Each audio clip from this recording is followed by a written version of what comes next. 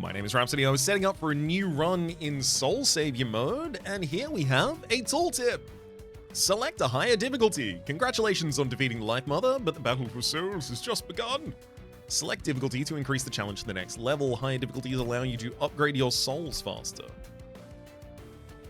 Enemies have increases to health and damage, but we gain more soul progress. Extreme difficulty without additional starting soul slots.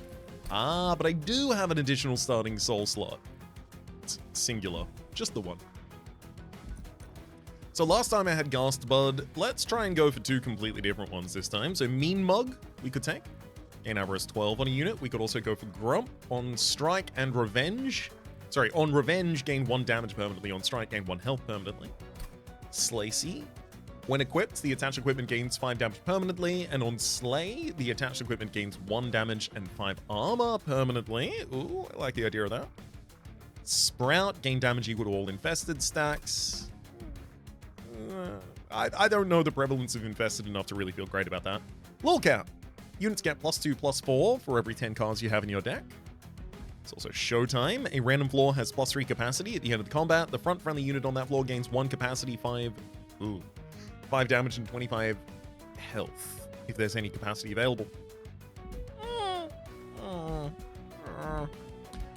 I'll figure out what to do with that, but I don't love it right now. Silver, your Pyre randomly gains 5 damage or 5 health after each boss is defeated. Gain an artifact that gives either +1 Ember, +1 draw, +2 capacity after the next flying boss is defeated. I really like the idea of that. Solaris, gain 3 Ember, reduce this by 1 each turn. Sparky. Your Pyre gains +1 damage and +2 health permanently whenever a champion kills a unit, and champions gain +2 damage and +2 health permanently when the Pyre kills a unit. And then finally, Thick. Each time you draft a card, gain a second copy. Your Pyre has 3 health additional for each card in your deck. I mean, obviously, Thick and Lil Cat fit together. But I think I'll be going Silver and Slacy to start with here. At some point I may start randomizing souls, but let's go with selecting these. Now here's the difficulty. Who should I use to lead this? Maybe I should put the Wormkin and the Railforged together now. I still haven't done that at all. Alright.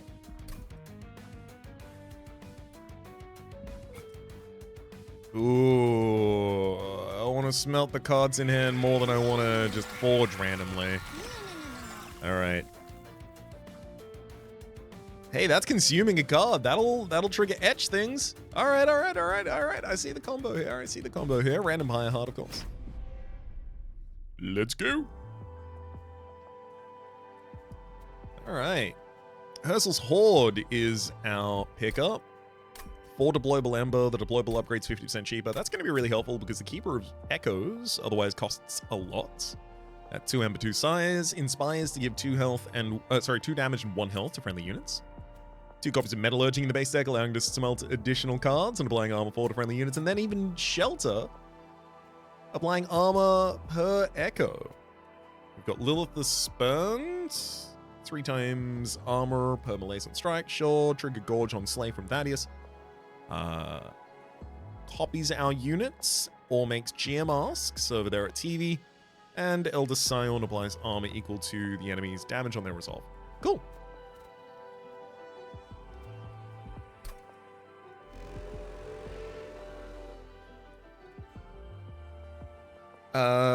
I don't have any equipment yet, so I guess I just pop this on Keeper of Echoes, who's most likely to be in the kill position. Oh, wow. Artificial Pyre Stone.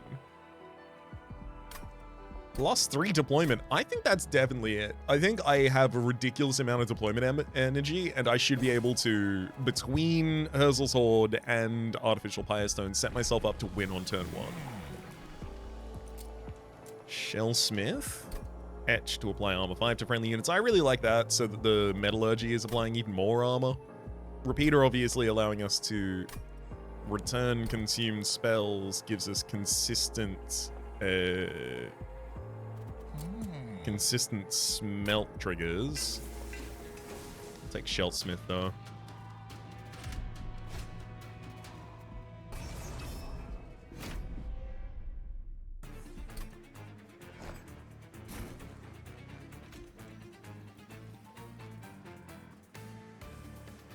Yeah, I have no equipment for you yet.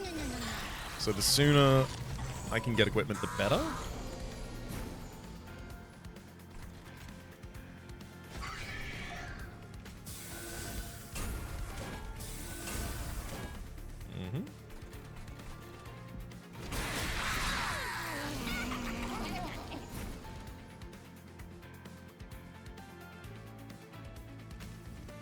Smelt a Echo Break.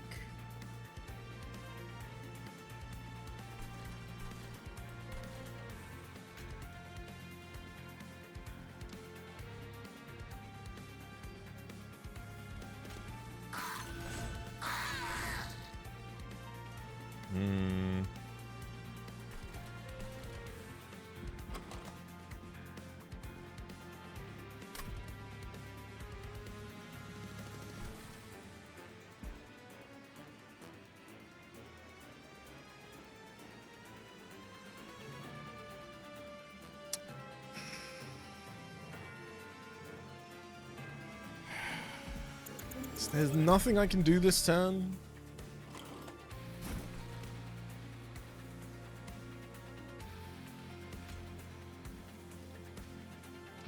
One, two, three. Even with all of that, the Keeper doesn't survive.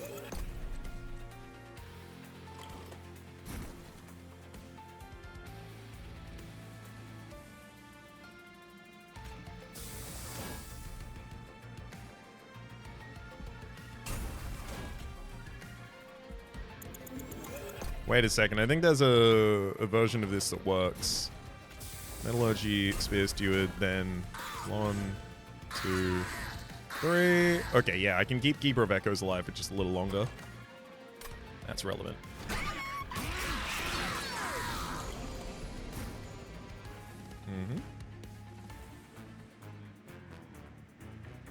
Shelter, shelter. Salvage something. Easy. But I could have played that additional salvage at the end as well.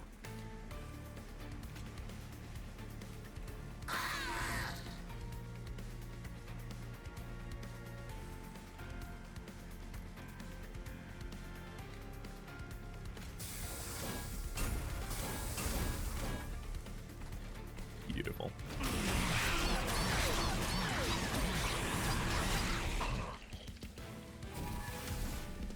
I would like some equipment in this deck, please. Ooh. Yeah, Bogfly. You can overstack a floor with me, please. Infused Metallurgy. There's also Steel Pulley Claw, moving a non-boss unit to the floor. Very good for overstacking, especially good for Echoes. Keeper of Echoes. I have to take it. Gosh, that's a shame.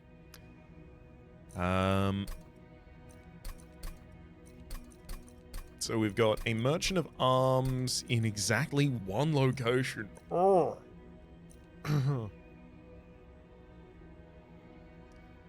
Also, the Curse Afflicted, start of each battle, summon a Geomask unit on each floor. That's going to be really annoying. Echo Breaks help take those down at least. I really want to go here early for the Merchant of Arms pickup so I can actually get an equipment so that Slacy's doing something. Unfortunately, literally none of the rest of them have a guaranteed piece of equipment, so... Okay. Go where you gotta. I'm going Forgotten Boons here. Railforged banner Forgotten Boons, please. Oh. Pious Steward. 1 Ember 2 size. Also infused. With the ability of Pyre Repair, spend your remaining energy.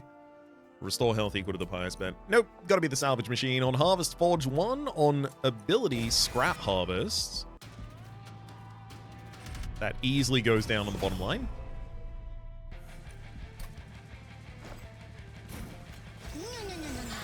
Because it's one size, it can fit between the Keeper of Echoes and the Echo Rights.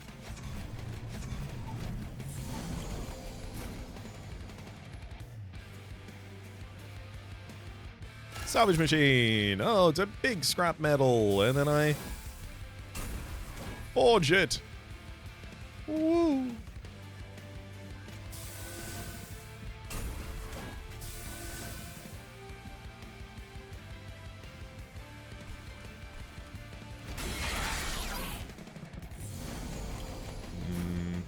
It's important we try and kill Mother Supplicant as quickly as we can.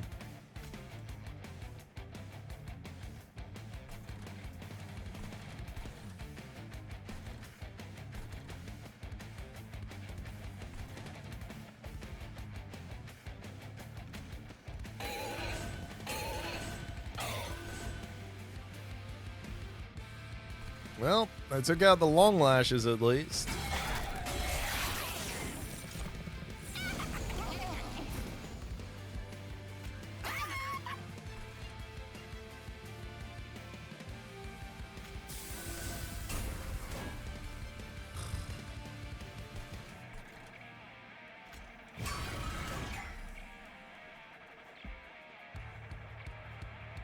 Thank heck for those forge points.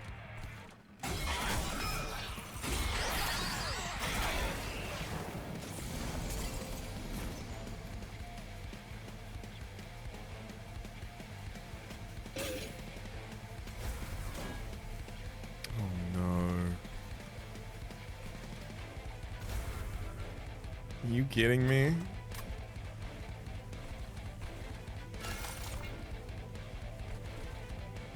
Are you actually kidding me? As you ascend, you lose your spikes when attacking. Oh, Phalanx, so you're like the opposite of Legion. Alright, I'm gonna retry this fight by setting up on the top floor. But statistically, I'm looking at my things and I'm like, I don't know if I had the damage really to overcome you at all.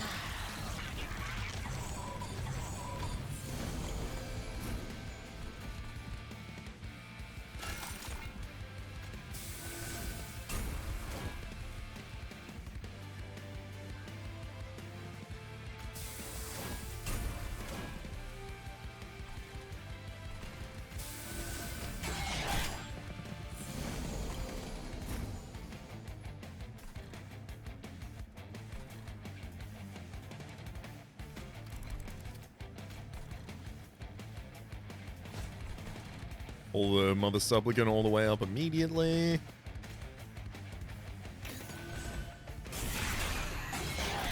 With the steel pulley claw, so don't have to worry about it too much.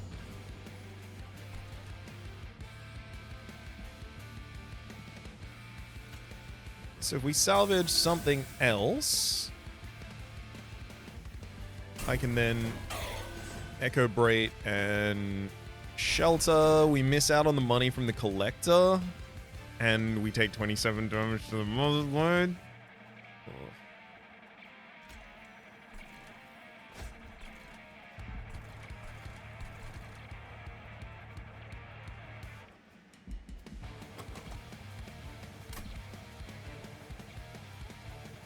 Ooh. I don't think I can do anything about the next 27 damage as well.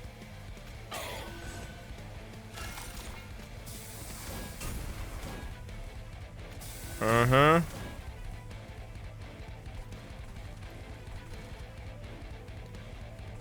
I legitimately think my only chance to actually win here is if I, like, pull the boss, and I can't pull the boss. God. Really?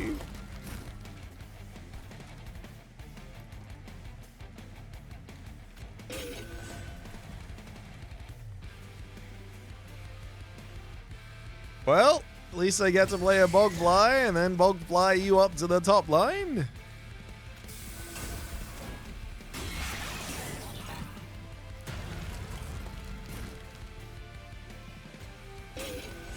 I can't believe it.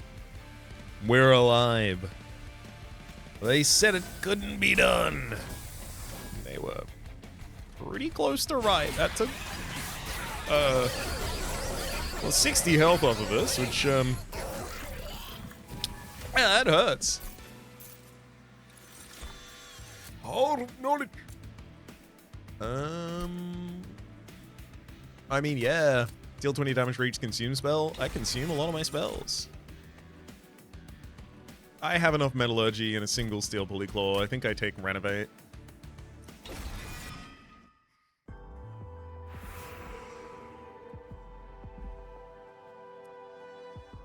I think I have to go towards the Pyromaids. As much as I want to go Hersel's Horde, I don't have the health to spare. Keeper of Echoes 2. Interesting. Well, this is perfect. Yeah. Weapons cache. Exile's Diadem. I'll make the weapons cache deployable. Putting 3 units on that floor stasis. Reroll. Inferno Room would be a really good deployable bottom line as well.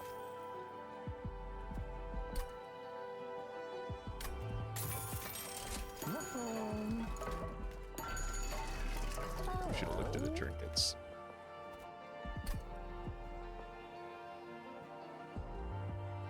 No, I still think I probably get the most power here out of getting 3 pieces of equipment on turn 1.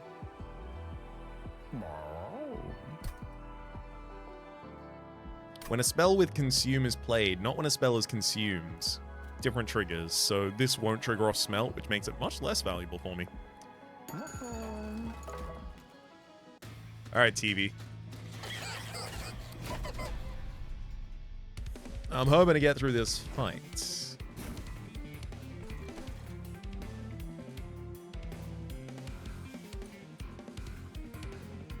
I also think I'm probably in the position where I do need to start setting up on the top floor exclusively.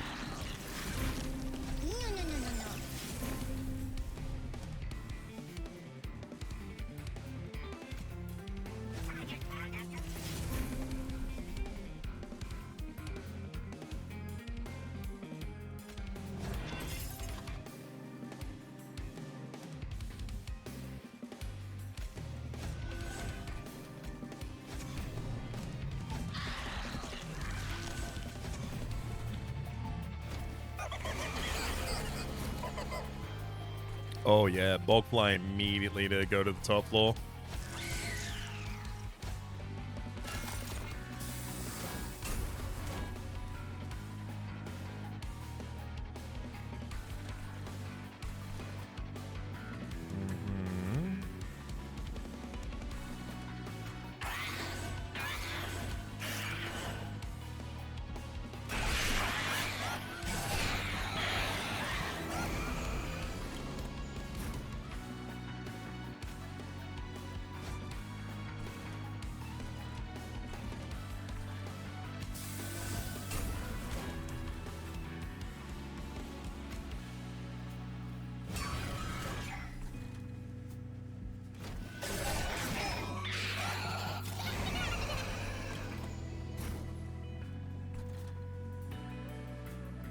Beautiful.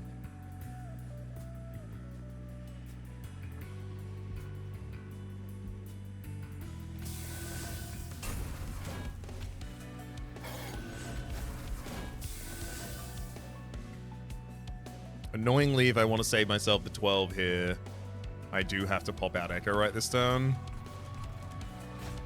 I wanted you to grow larger than that, but getting 40/40 worth of stats on you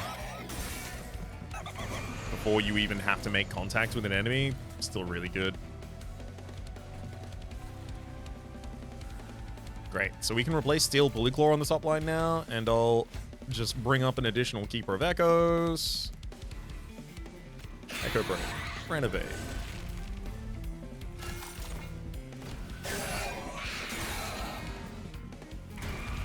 Oh, these Mother's Amalgams are seeing empty floors, so they get to deal 3 damage to the Pyre.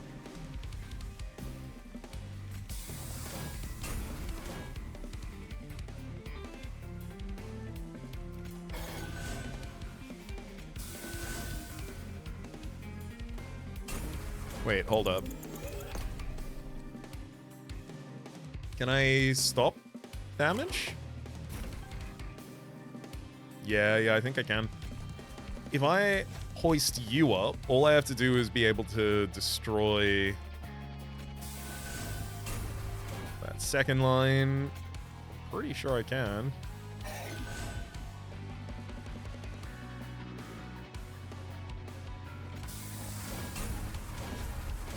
Okay, no.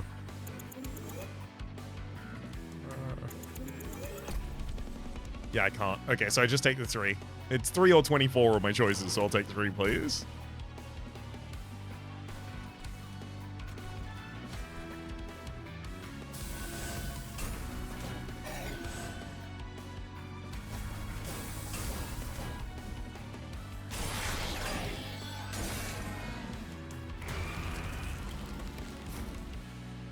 Great. Salvage, echo, salvage, echo, then power of knowledge for 120 direct damage.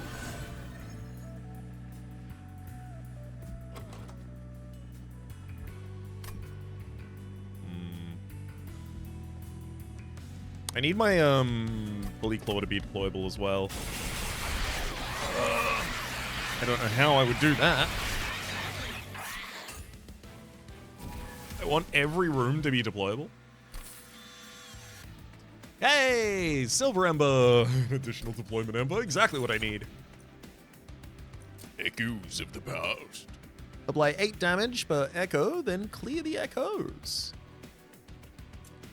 It's also Pyre Shot. Pyre immediately attacks enemies on this floor, and even Infuse Consume Railforged Spike. Actually, I'd probably go for that. Forge Steward. It'd be nice on a bottom line.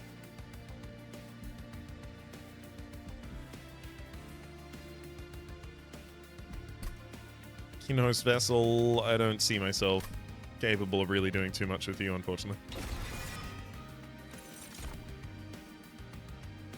Oh, I get another soul? I also get 2 rerolls. Avarice. So, do I have anyone who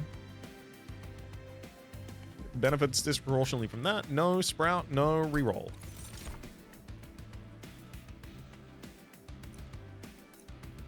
I mean, there's the Avarice again.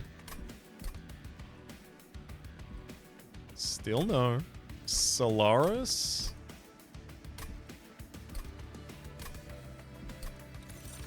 Oh. You really shouldn't be able to show me the same thing after a reroll, by the way. Sure, my Pyre gains damage after my champion kills, and my champion gains damage after my Pyre kills. Sure.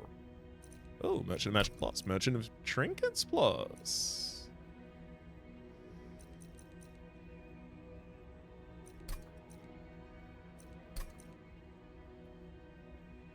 Enemies enter with Infested seems like it's probably the most difficult one to add early to the run, so I'll head to Miara the Dutiful. With the Merchant of Trinkets with a buff around it there, I think I really do have to have money to... Interesting. So that's how that works. You can buy boss relics from these. To be fair, thankfully at least it's a boss relic I don't care about. I have enough of that, please.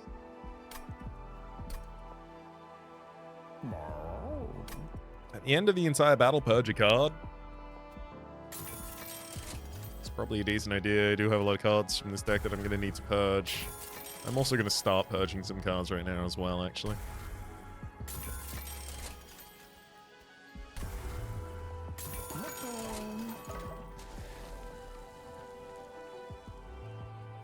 I think, given that none of the cards are actually upgraded, I think maybe my best pick is another Bogfly, so I can easily fly that up to the top floor.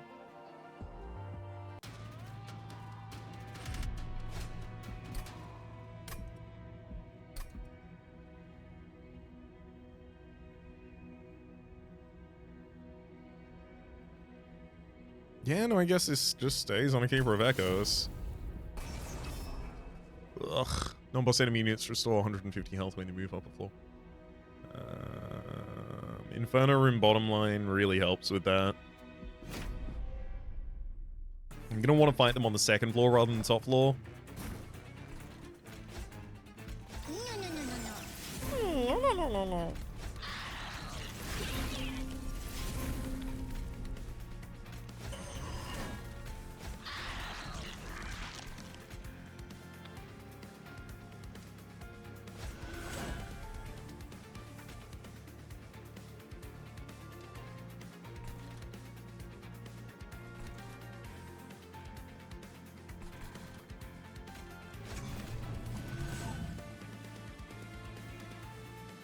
Can't give it to the salvage machine because of the ability.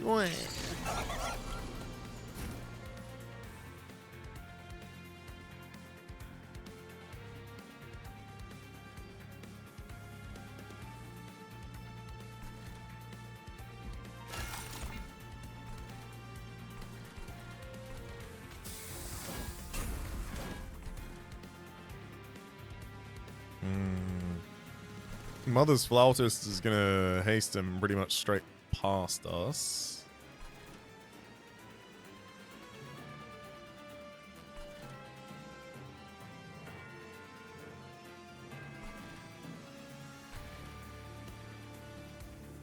That really sucks.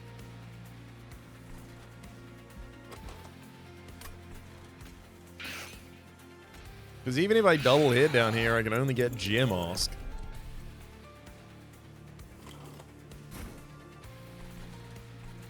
Probably one of the least concerning units to let ascend if that whole party is going to.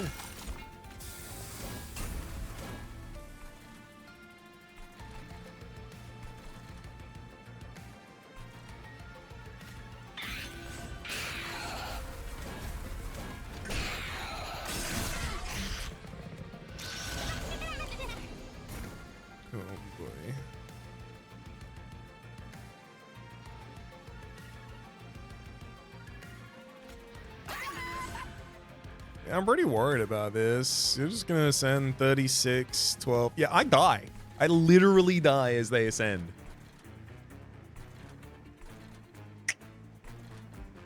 Well. Let's move a battle floor to the top floor to actually have a chance in this fight.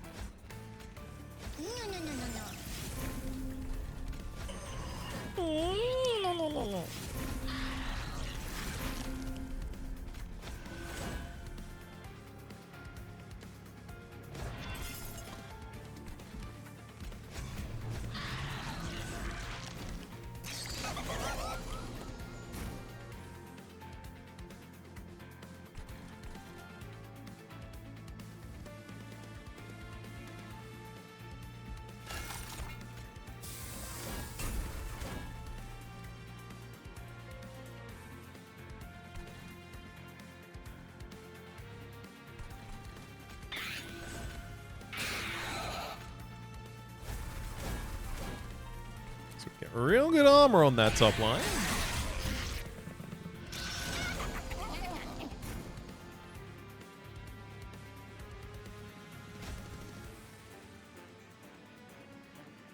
Oh, wow.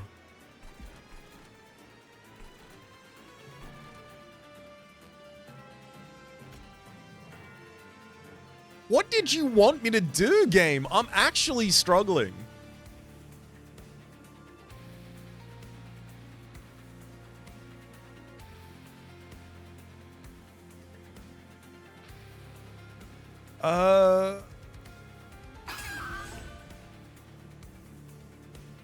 Am I dead already?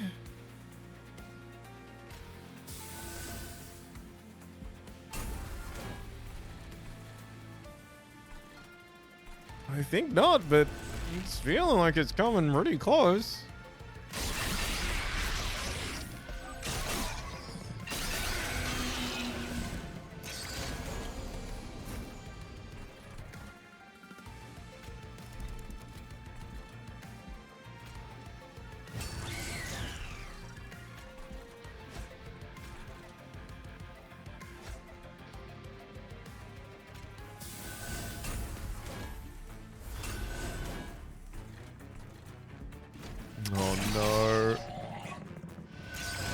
Top lane has so many enemies at the moment.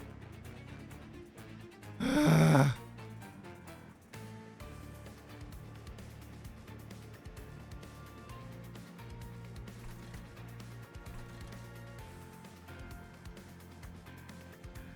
only way I can survive this turn at all is to Inferno room my own floor. Which will guarantee that I lose to the boss.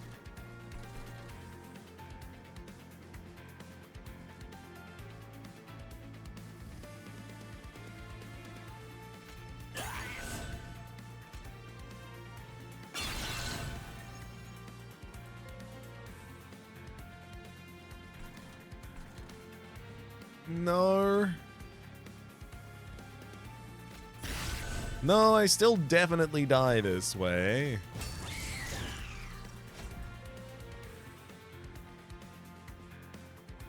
And this way.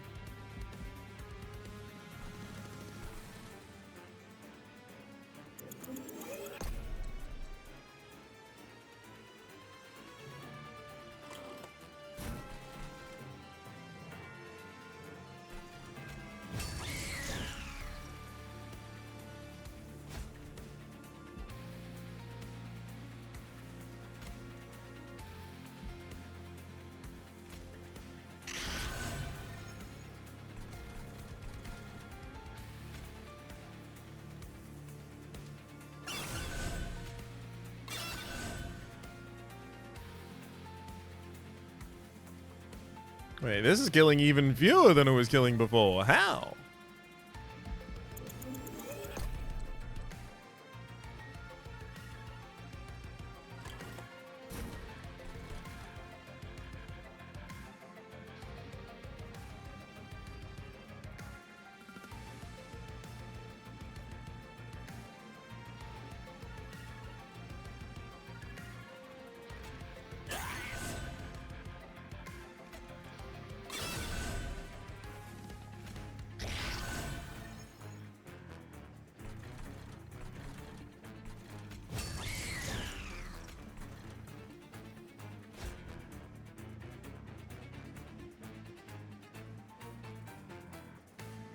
Well, now I legitimately don't even know how we managed to get the Zephyrite to end up surviving last time.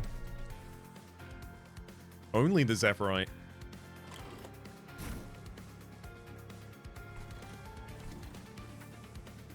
All I know is that Zephyrite in the back line gains burst as it ascends, it has 12 damage, it goes to the top, boo, boo, I die.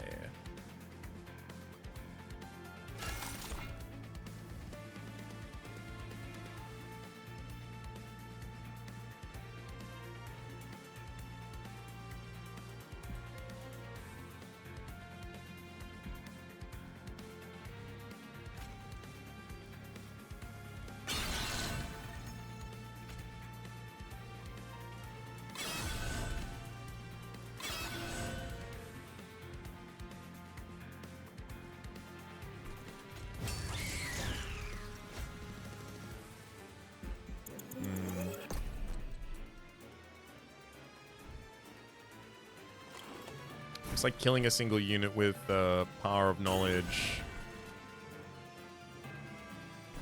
It's basically the only way to go around that.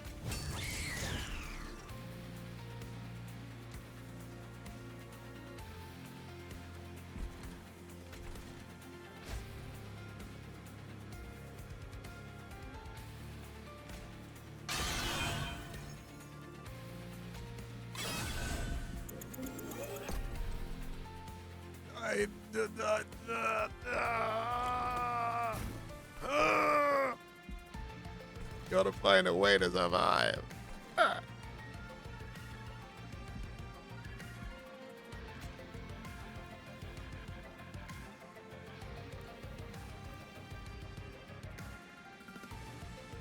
Six, seven. Never gonna be enough to actually take out a Zephyrite.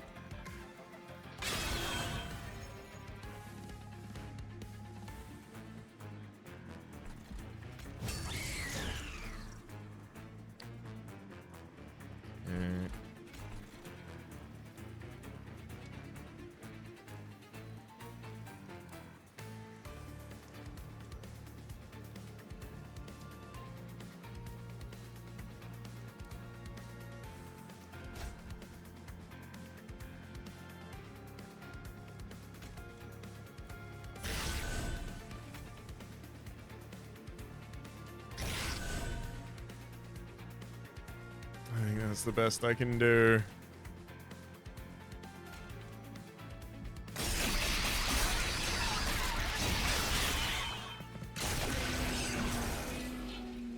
Ugh.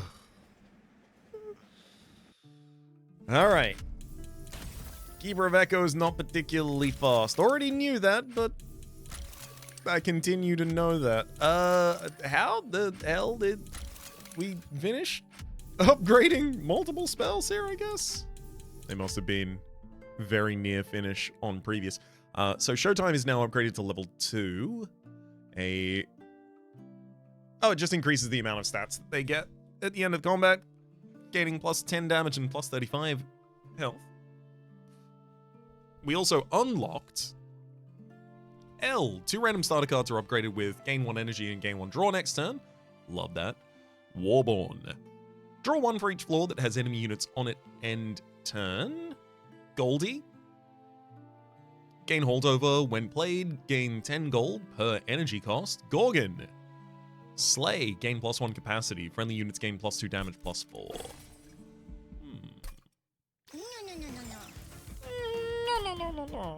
I'm gonna trade Slacy.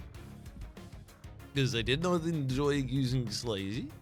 What else? Yeah, give me L. L and silver, please. And then I'm sending the same squad back out there. This time with a Crucible... Ooh, with a Crucible Steward. That's an etch trigger. Hammerfall. 15 damage to an enemy unit, or 5x health... damage to a friendly. Echo the Time Father. I'm not thrilled about having Echo the Time Father, but at least it's not Wing Spirit. 2 shelters in base deck as well. X cost get plus 2 to their X value when played. Woo! We've got 2 X's in the base deck with the Hammerfalls.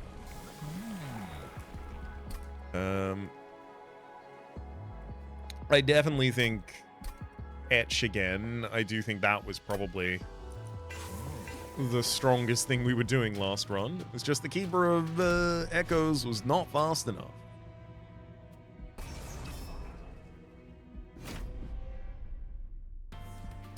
-1 energy per turn, sure.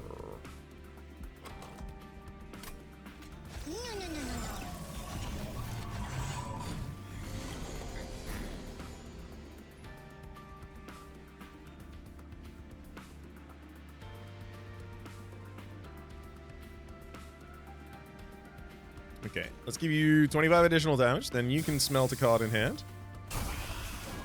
And then I'm gonna smelt the other card in hand. And then you die. And now I've got good damage on that unit as well.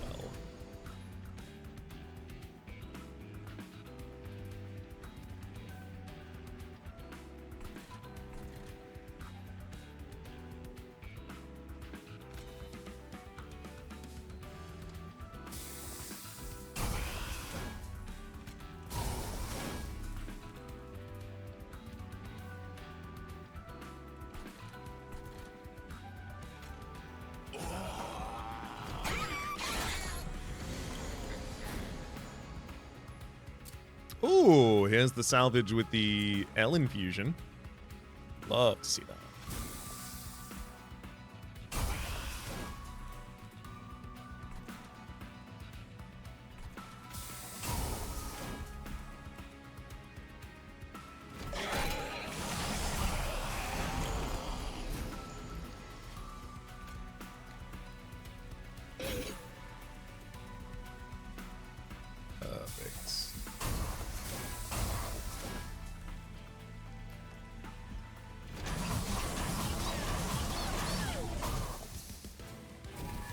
This seems a lot more proactive. Oh, Echo Transfer. That is a great way to get additional damage for cheap in the first cycle. Oh, of course. Renovate gets X plus 2 as well.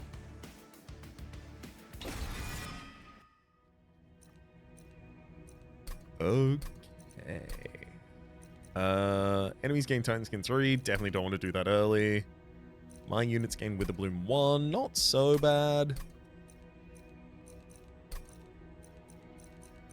Yeah, I'll go that direction. It's also some nice upgrades, Lightforge, Herzls, and just a Merchant of Steel. Yeah, that seems an ideal first area, in fact.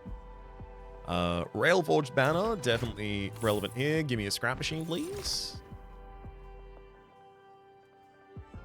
A second Crucible Steward does make a lot of sense. Trying to defend that bottom line with a Forged Steward's also nice.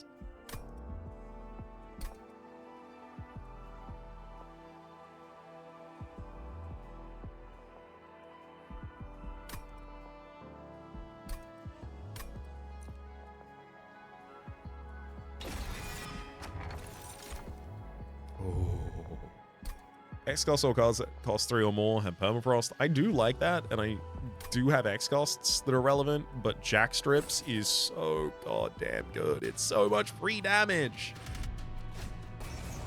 -1 energy per turn. Well, it shouldn't really change the outcome of anything here. Action plays Malaise, Extinguish with a Bloom, Revenge with a Bloom. Okay, I should be able to also set up on a relatively top line here, which would be nice.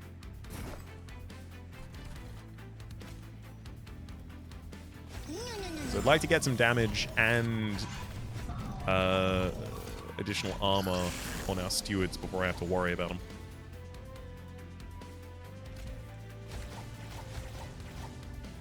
Okay, you're up to 40. And then if I consume an Echo Break, I can also salvage another Echo Break, getting 2 Forge.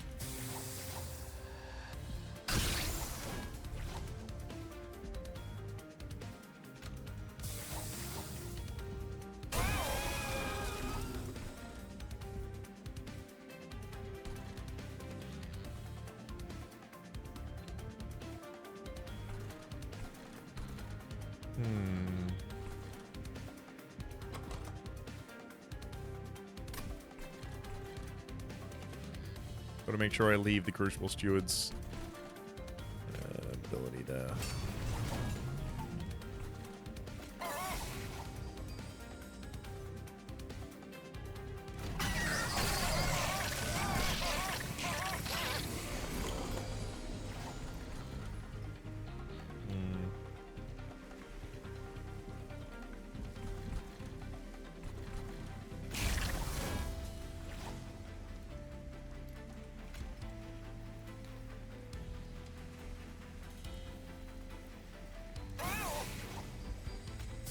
That's salvage renovate for nothing. But I'm getting more armor that I can keep turn over turn.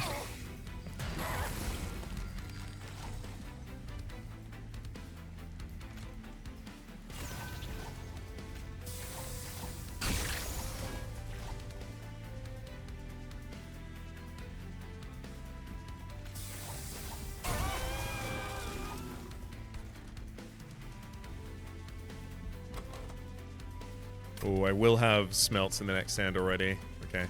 I'll take out the enemy backliner.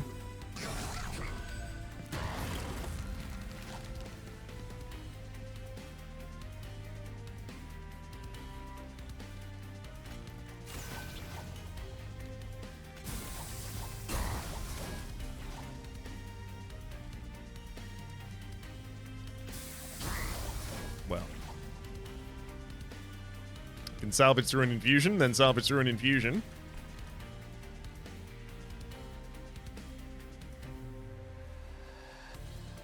There's something about this mode that I don't understand. Some way to scale much faster than I'm doing. Like, sure, this isn't like the best defensive frontline unit. But it shouldn't be this bad.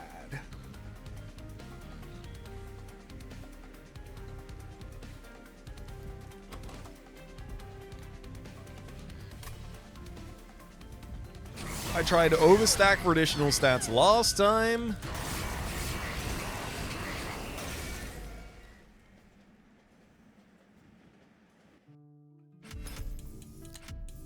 Yep. No, those aren't going to get upgraded there.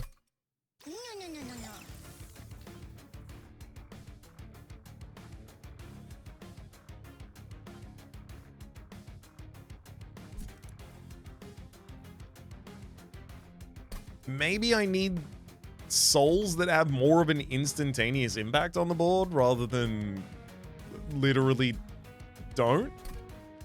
These are scaling largely.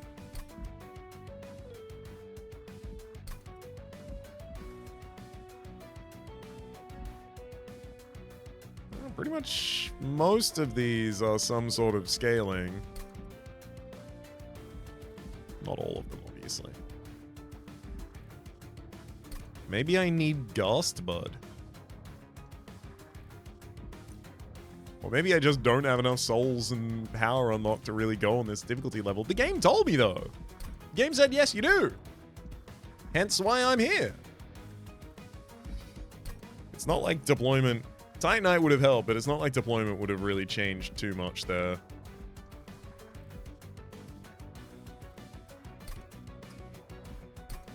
All right, I'm gonna keep Sliver and L in those positions. God, just ugh.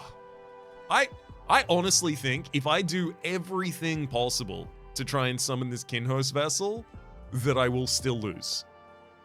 Like before the Kinhost vessel even hatches. That's what I'm saying, rather.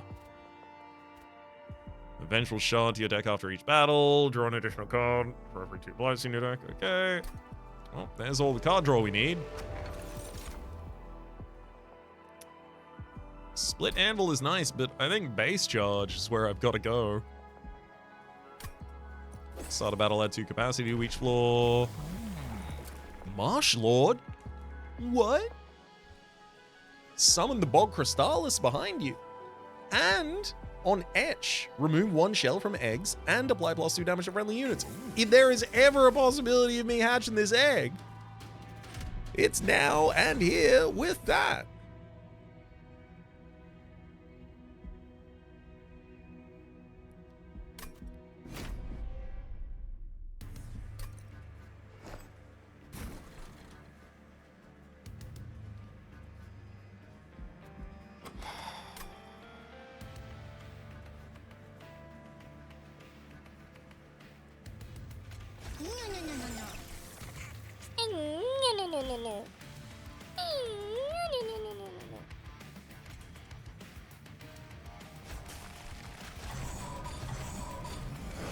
Come on, a bunch of useful spells.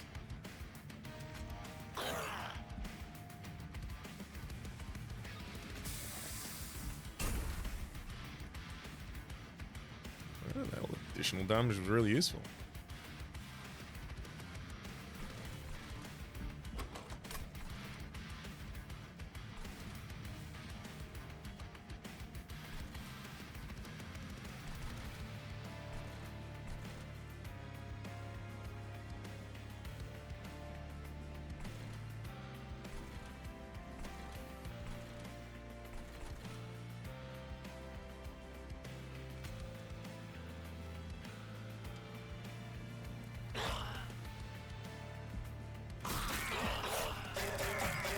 Come on, more smelting next turn, and I hatch my egg. Come on.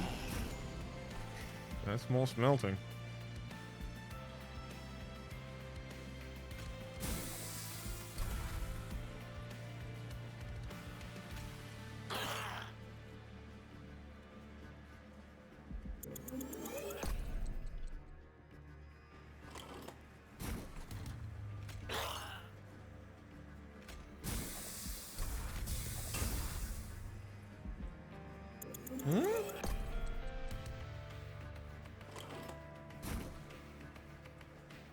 Oh yeah, I can only consume 2 cards this turn anyway.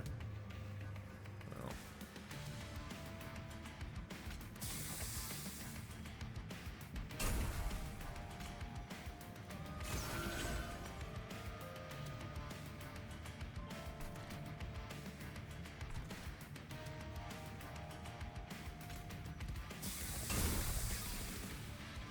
Okay, I'll have the Kinhost Vessel hatch at the end of this turn at least. Miss out on the Collector.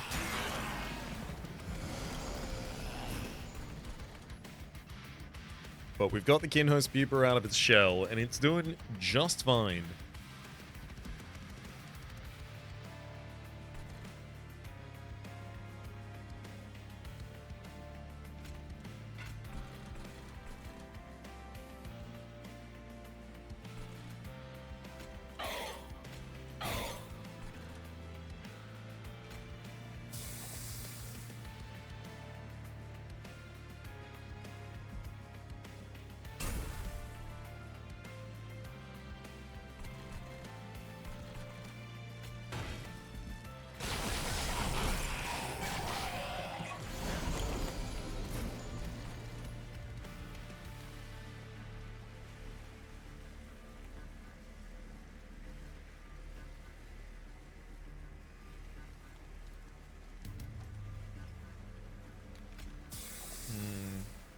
I really want to be able to cast Echo Infusion.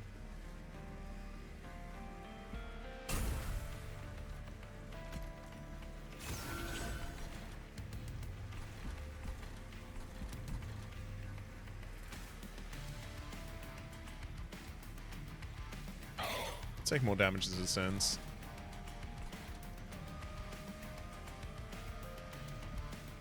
Then with all of our forge points...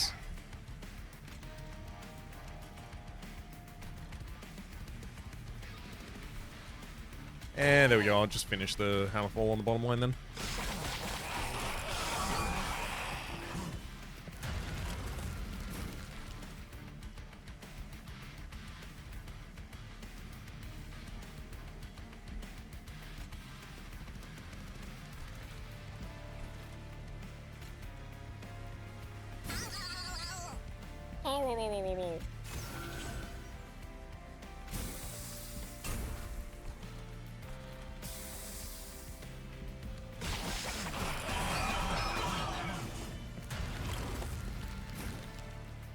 Thank heck.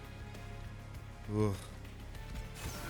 Looking at this board the whole time like, there's no way. Okay.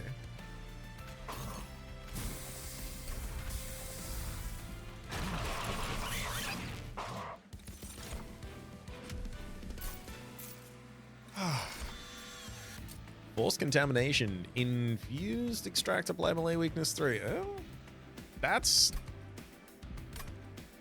I'll take it. That's some scaling for hitting bosses with. Steel Pulley Claw is nice for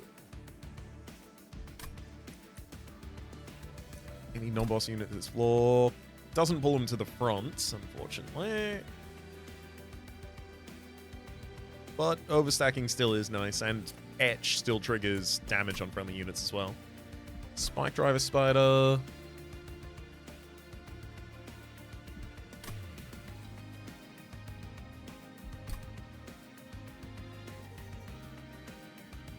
Spike Drive is also nice because we are applying additional damage with Hammerfall and additional health with Echo Infusion, so when we resummon them, they come back with those.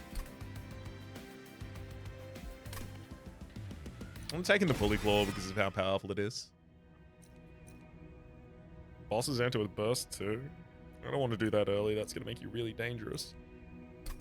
Enemies gain regen 3 when hit. I'm not so worried about that because it usually...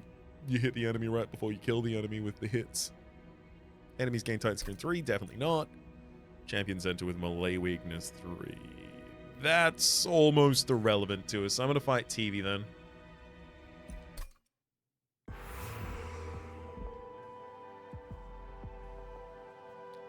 Armory and Herzl's Horde on our left side. Wormkin Money on the right.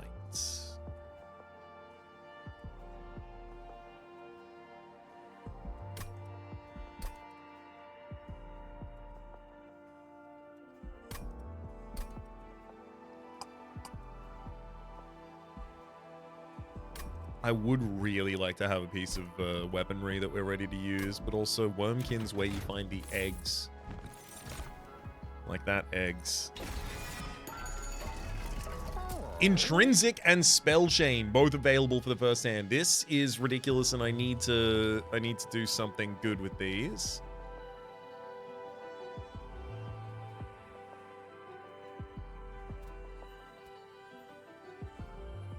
I think like an Intrinsic Spell Chain salvage, just so that I can try and harvest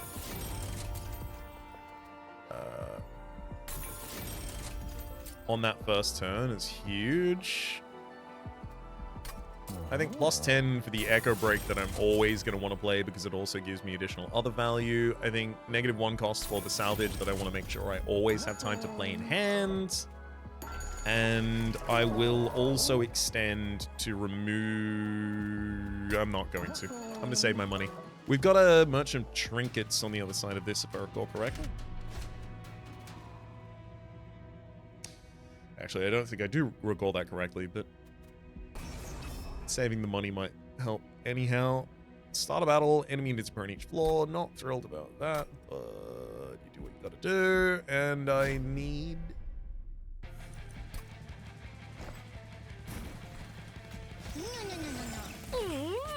No.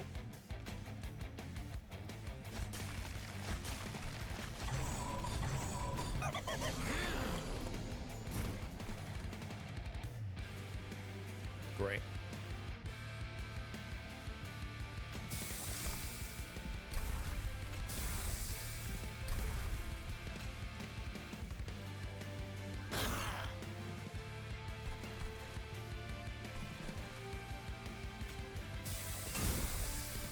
Great amount of consumes. We're going to get our first Kinhost Vessel to hatch this turn.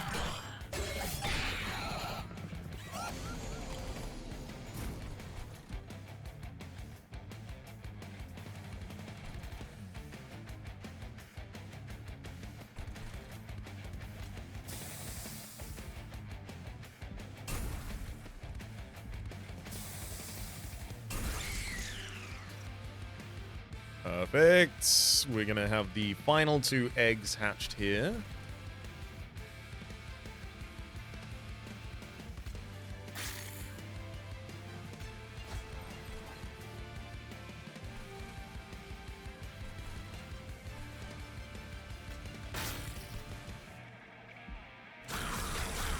Like, come on, that has to be a top line that's capable of winning.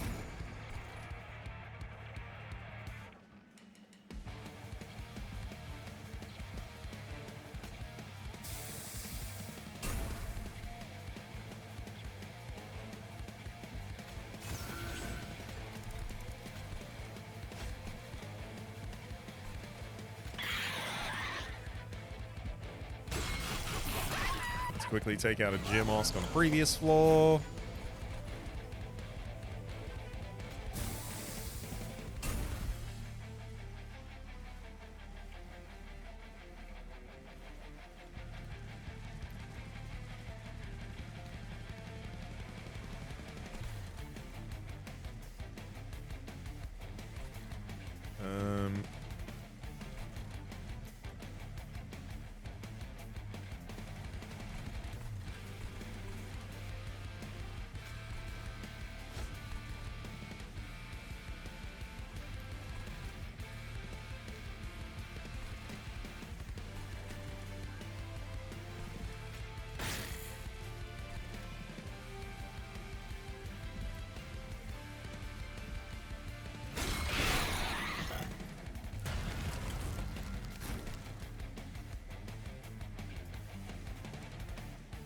Oh, it's all on Kinhost. That's worse.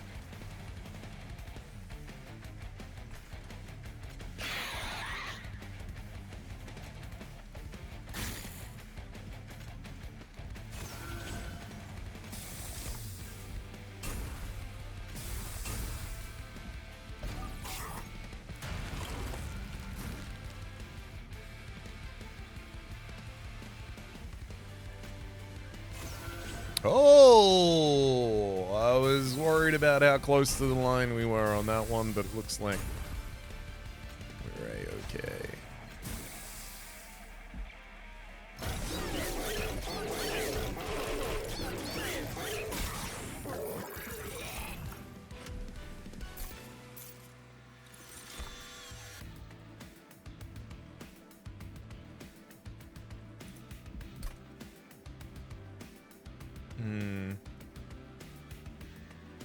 I like I like Echo Transfer because it goes really well on the eggs before they hatch. And I'll take the Spike Driver Spider I was ignoring from earlier. I'm going Alcove Armory here.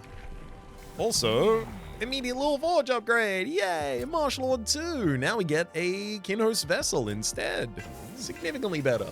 And then after that we get the Bogworm's Cocoon, don't we?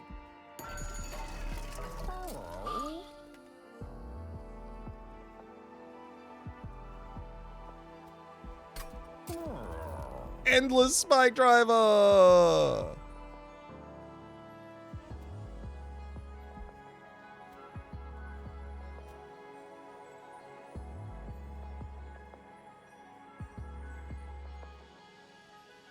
I mean, there is also Endless Kinhost Vessel, and then you can put another one up on the top floor. The only problem is getting them there. Steel Pulley Claw. That's what the Steel Pulley Claw does, Raps.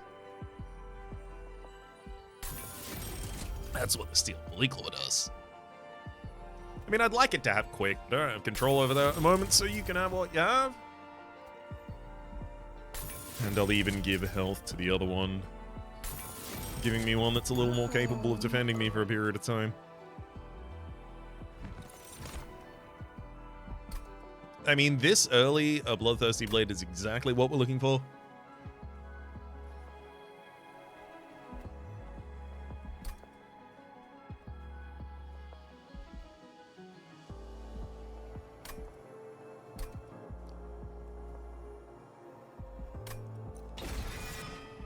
All right, Alcove. Ooh, a random Awoken, please.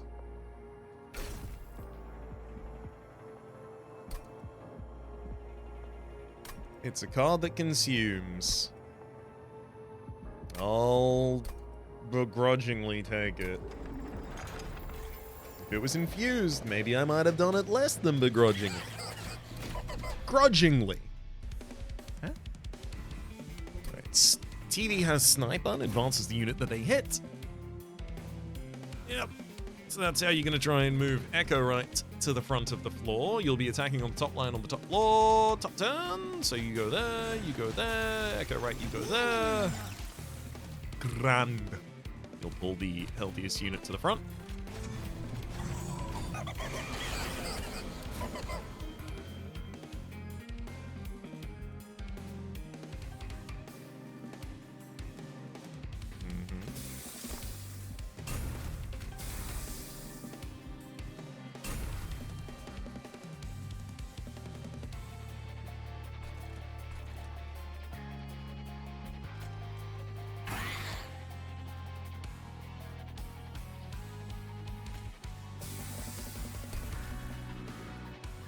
Okay, all of that at the end of the turn. Kinhost Vessel in the front line is going to hatch. I'm going to give you plus 20 damage so that you're ready to give that to the vessel.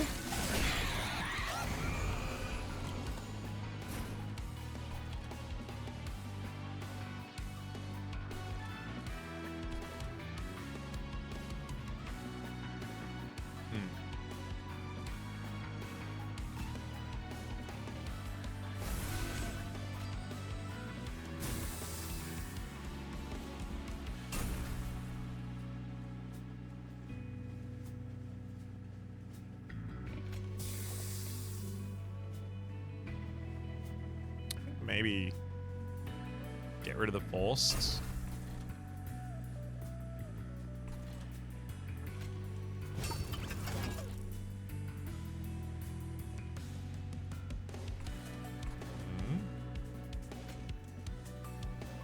Another 20 additional damage with the Kinhost Vessel that hatches.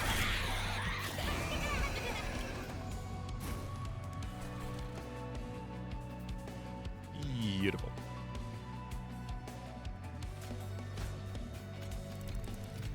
Get a Steel Pulley Claw to bring all the way to the top the Collector, who is going to get slain by the Kinhost Pupa.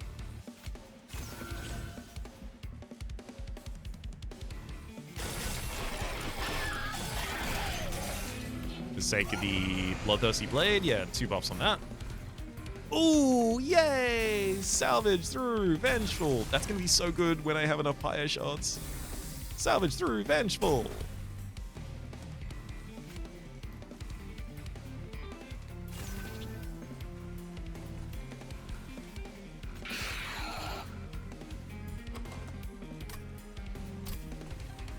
I'll sacrifice.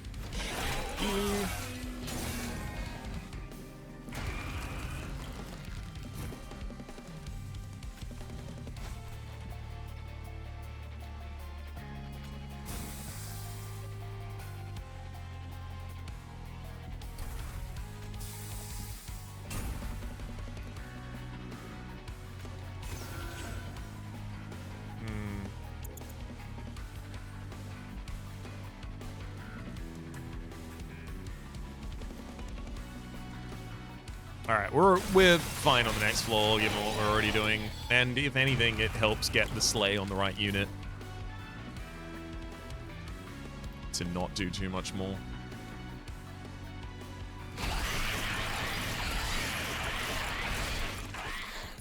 Woo!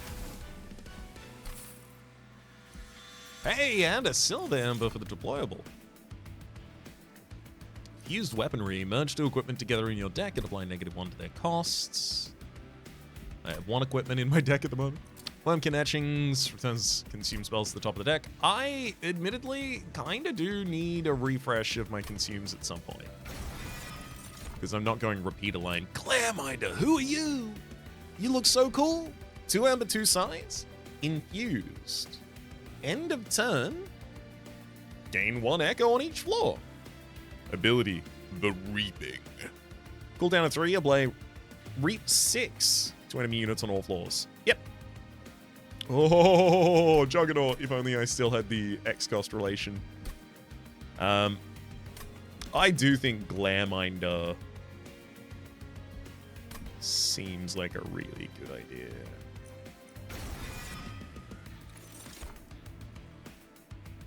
Showtime! A random floor has +3 capacity. At the end of the combat, the front friendly unit on that floor gains 1 size, gains 10 damage, and gains 35 health if there is capacity available. I think I can do that. And it might even help me overstack the top line a couple times. Oh. Hersel's Horde Plus gives you a soul. Interesting. Oh, upgrade your champion twice, immediately go to the final bog line. Oh, it's gotta be that. I know I give the enemies Titan skin, but it's gotta be that. Wormkin banner. Oh my god, we even do it immediately!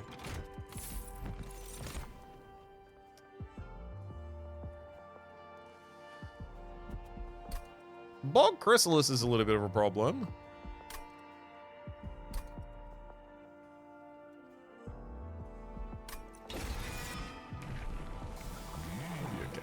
Okay. Yeah. Summon Bog Deep Cocoon, which can hatch into a Bog Wormling. And now the Etch removes 2. Shell. Also, Echo Right. On resolve, return a random consume spell to hand. That seems really important. Front non-boss and enemy wave, gains reanimate. Sure they do. I mean, yeah, that's the floor that we want to play on. I don't want to play the Bog Deep Cocoon just yet. That comes at the end.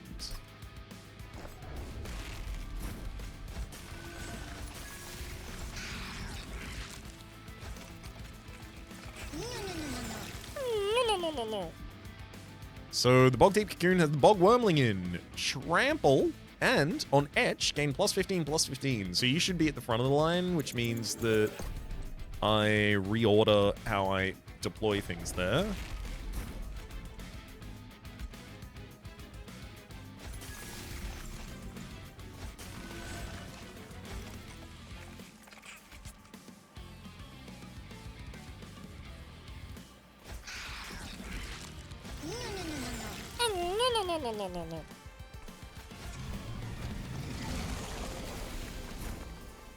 No. On Gorge. Ooh, they're going to gorge that Cherub a bunch.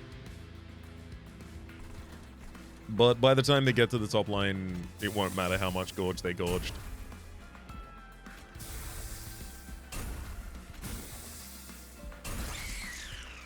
Oop. A couple of our things have already hatched.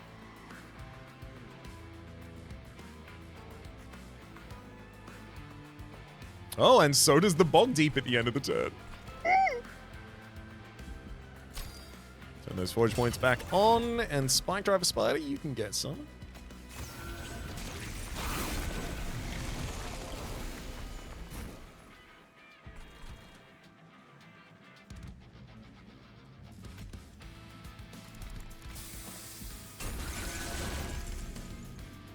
Kinhost Pupas, and now it's just Bogworm. Wait, actually, no, never mind. Everyone is hatched on the top lane now.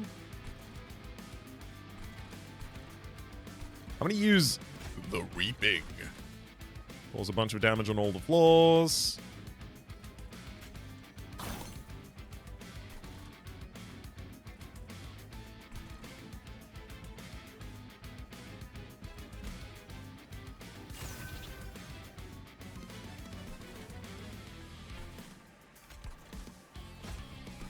I also will just bring a unit up here to kill.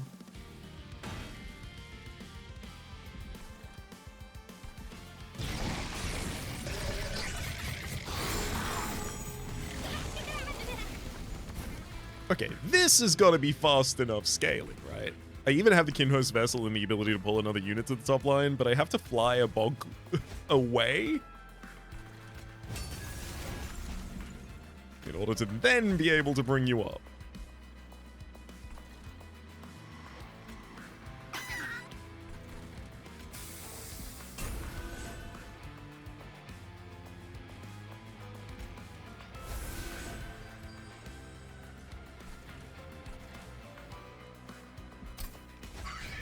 I absolutely had to get more consumes going on there.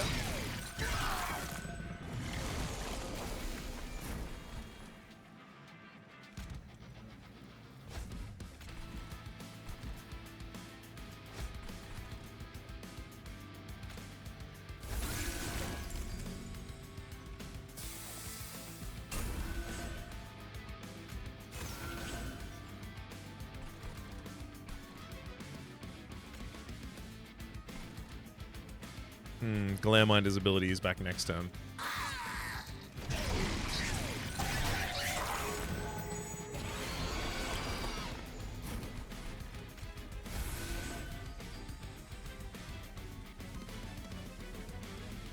Alright. Fly the Bogfly off that floor, then Kinhost. Move the Kinhost back up. It's the hatchery! Oh.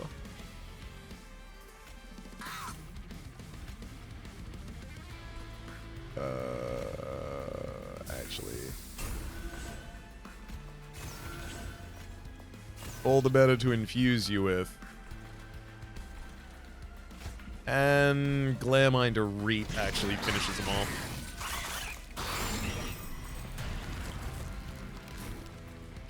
Okay.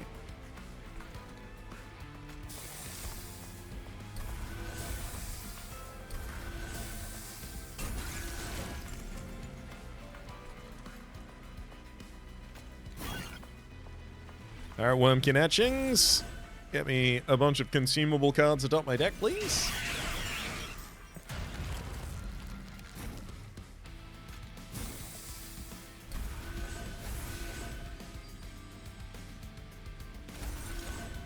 Alright, this seems a lot more promising.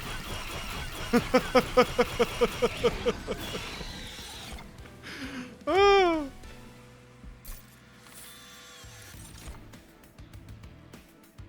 The Power of Knowledge doesn't actually seem that good because I'm not keeping the spells consumed for that long. Forgotten Trade seems unnecessary. And Forced Contamination 2? I mean, yeah, I've got a frontliner with big trample, so I do think that probably stays relevant.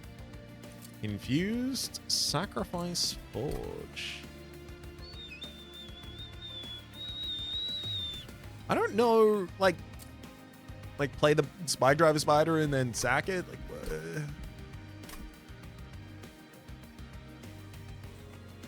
I don't have a unit that I want to be killing consistently.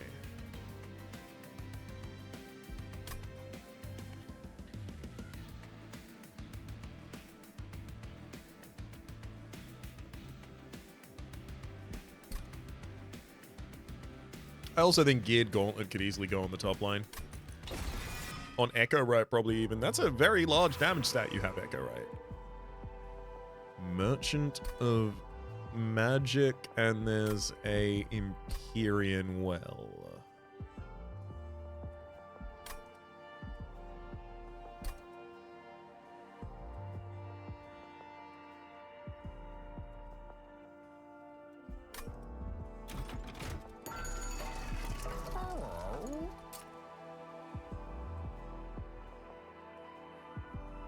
Negative 2 cost consume for a Hammerfall seems totally appropriate. Let's also look at Merchant of Steel. I mean,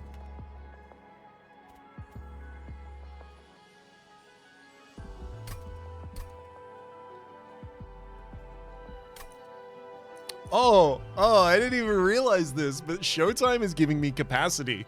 But I never have a unit at the front of that floor friendly that's not just a Bog Deep Cocoon, so I don't get the buff. I'm kind of fine not getting the buff, actually, though, because I don't want that additional size.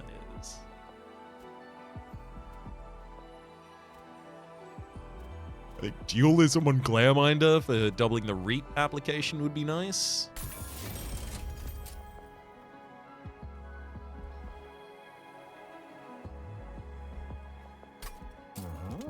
Plus 5 damage per Echo on Bog Crystallis makes a lot of sense as well.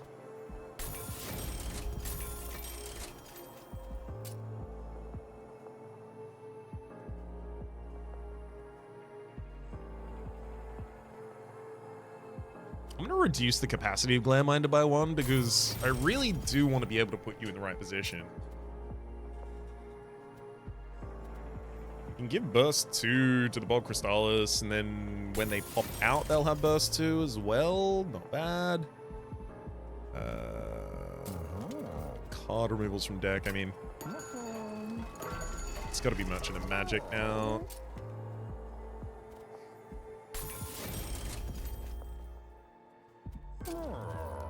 Plus that Magic Pound is something by base. No, this is just reroll. Oh, Intrinsic and Spell Chain. It's about as big as it gets. I want things that aren't card negative.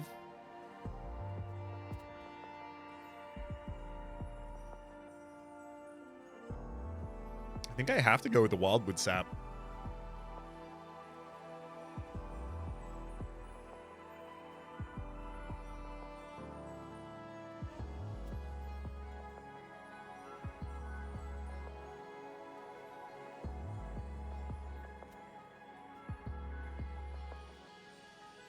Wait, I can have a Wormkin Etching that pulls itself back? Because the ephemeral copy would be able to pull back the base copy. That's 2 consume spells each turn.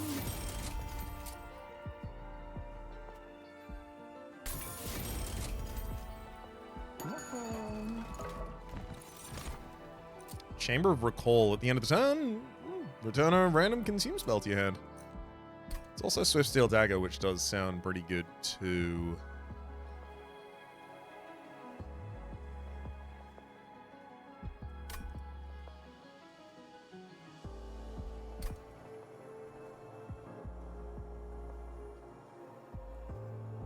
Oh, I can't do Chamber of Recall, of course. I've got the Steel Pulley Claw on that floor. Well, I mean, Chamber of Recall can be on any floor.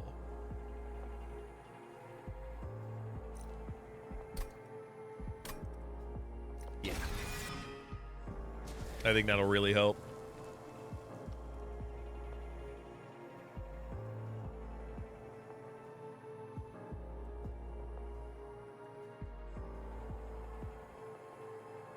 My opening hand is going to have more and more and more cards. Get a second intrinsic salvage. Spell chain in it.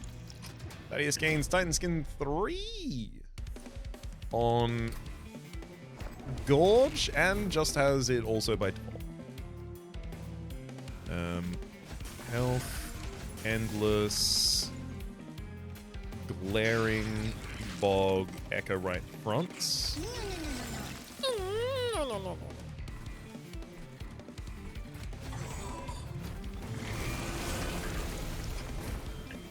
Well, I'm glad it didn't kill Bogdy.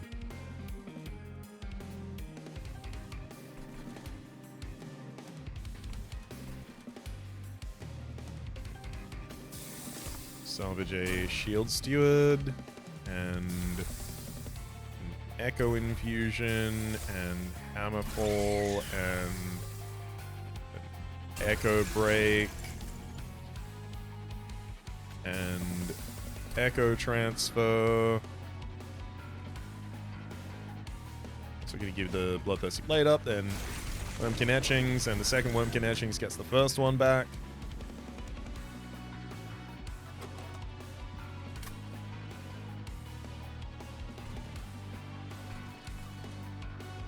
That's 1700 damage here on turn 1.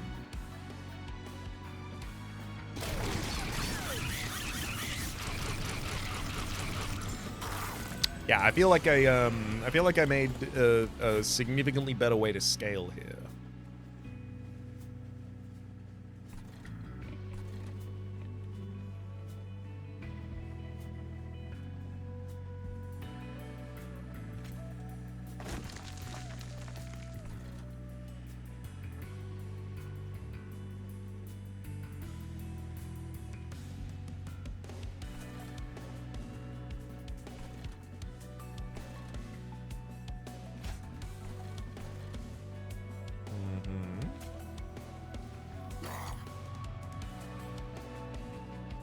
Gave him a solid glare minding.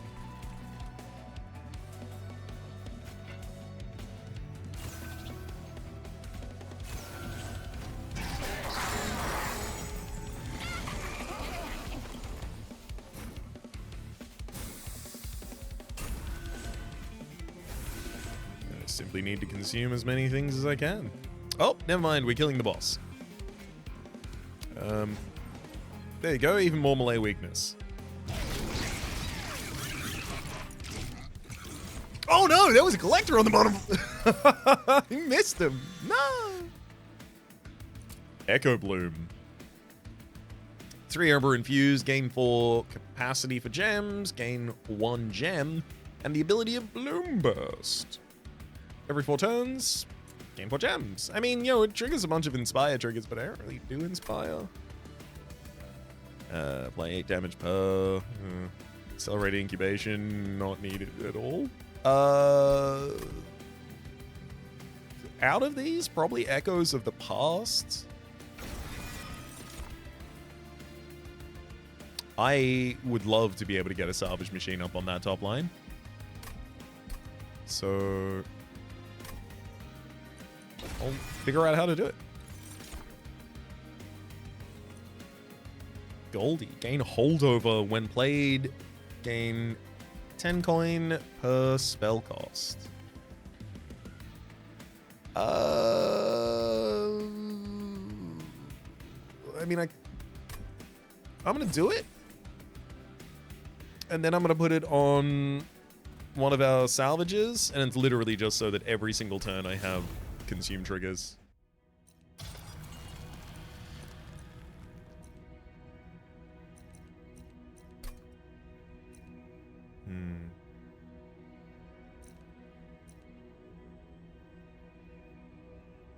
Units gain regen 2 when hit. Bosses enter with bursts. I think bosses enter with bursts is probably going to be the more annoying one for me. 400. Interesting. Well, I clicked forward too quickly, and it was like, yeah, you selected a path. No problem. Let's go. It's fine, I probably don't want another Wormkin banner at this point. Oh dear.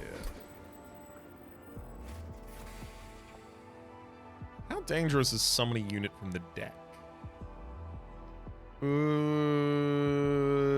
Spy driver spied at 99% of the time. Plus some damage. Strike.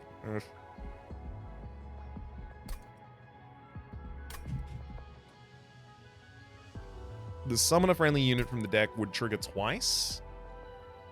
Trigger on the egg, and then when the egg hatches as well.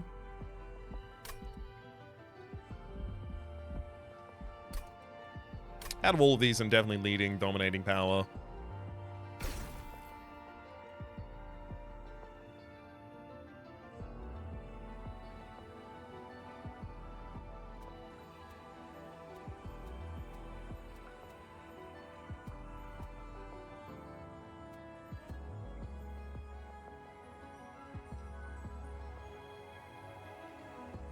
Give it to Kinhost Festival.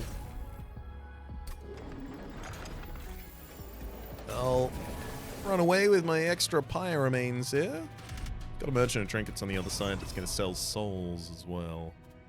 Start a battle, enemies range floor. Top floor does 48 damage turn 1. I'm pretty sure I can do it. Well, that certainly makes us a lot less powerful at doing the thing I mentioned. So this one will be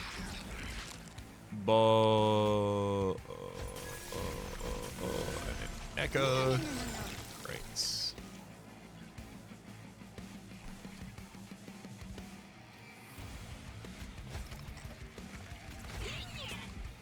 Chrysalis and salvage machine on the bottom line.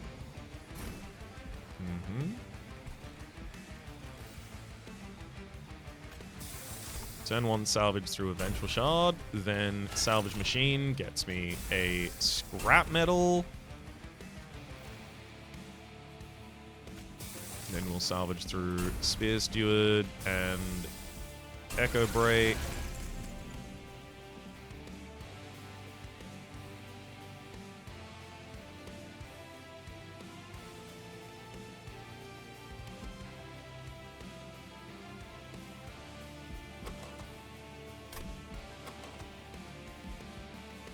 Then I'll play Wormkin Etching, and then I'll consume the second half of it.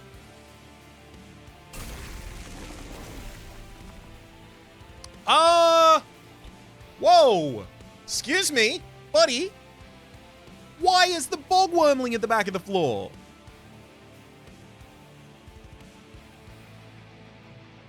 How was it at the front of the previous floors? Why was...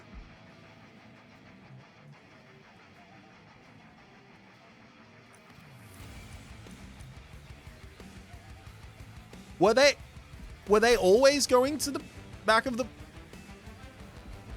Huh?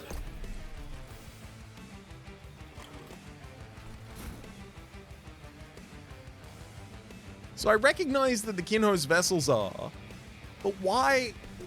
And sure, that means it happens to the Bog Deep Cocoon as well, but why...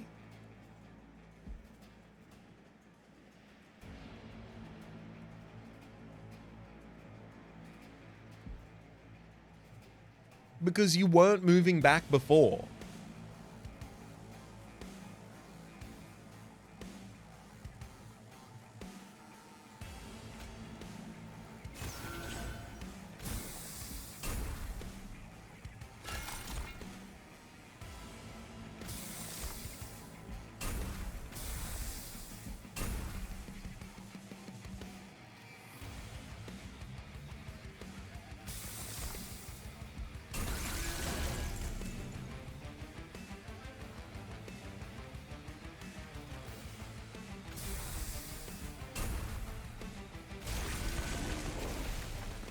And now you're not... What?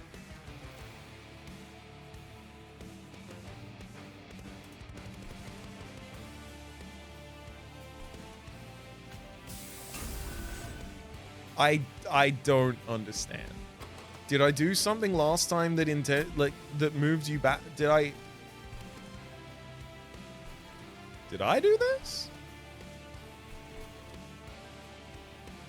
I'm gonna glare mine so that we don't have another floor to deal with for a bit.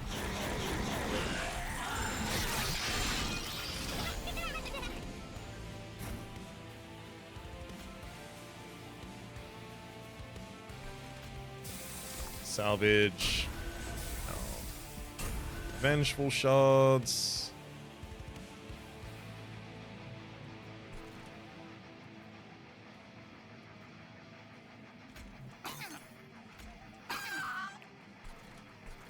Two Echo Break scores us the next floor.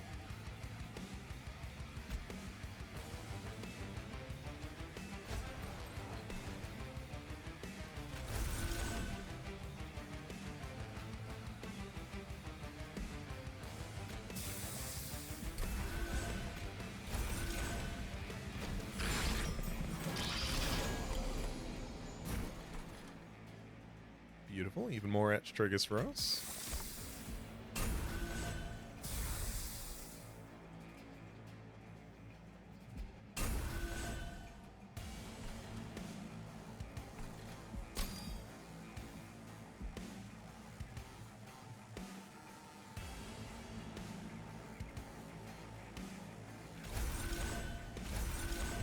Honestly, as long as it's double etch trigger, I don't care if it's otherwise not especially great.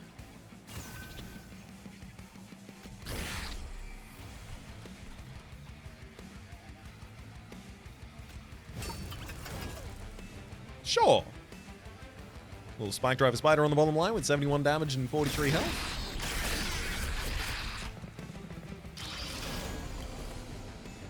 It's a damn good thing we got Trample on the top line.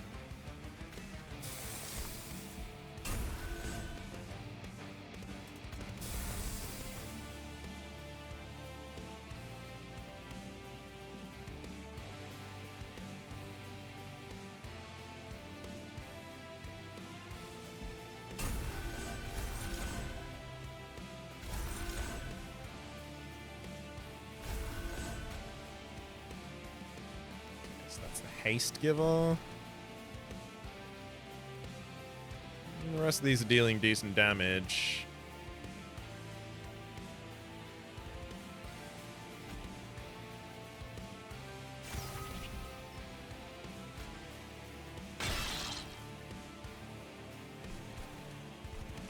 It's probably worth waiting one turn before hitting Glareminder so that I can clear the back line of two lines at the same time.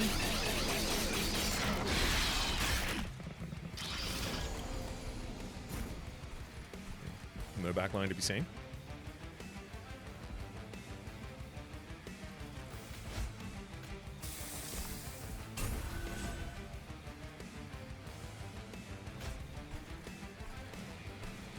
It's okay, it's still impactful.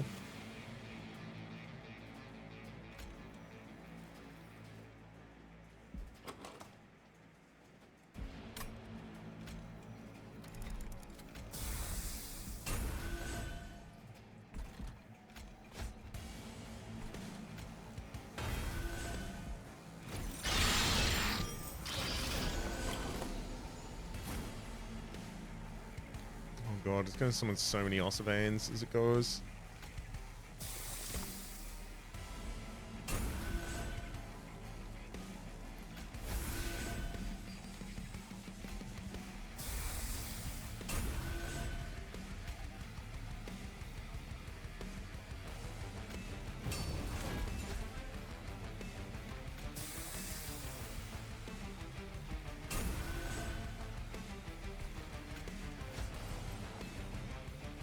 No.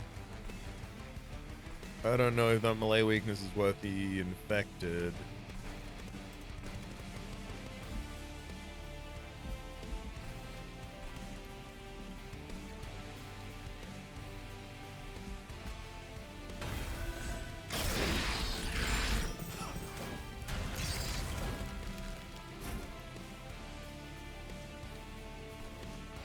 Okay.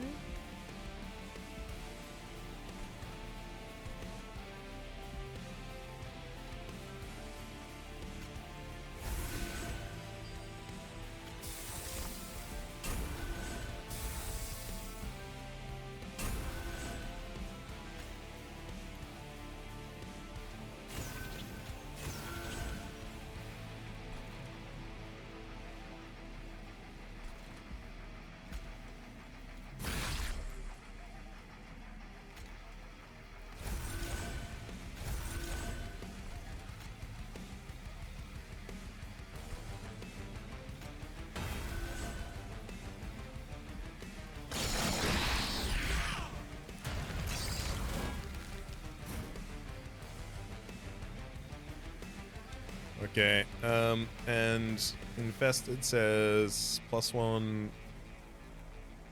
on track when train starts. Right, so I think I can infest as many times as I want this turn and it won't impact us.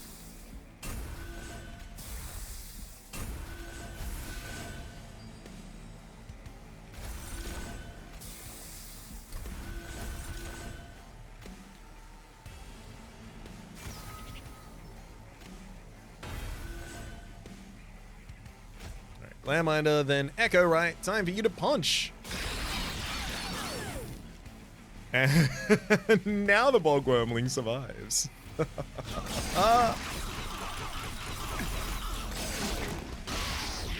Big.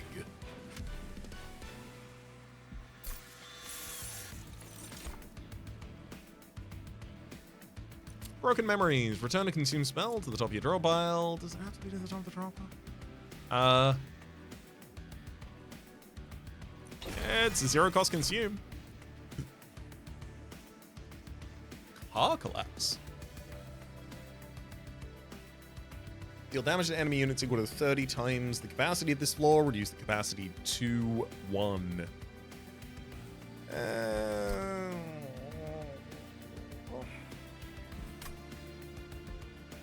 I'm leaning full throttle for a couple of reasons, including if I desperately want to, I can just blow up that full throttle.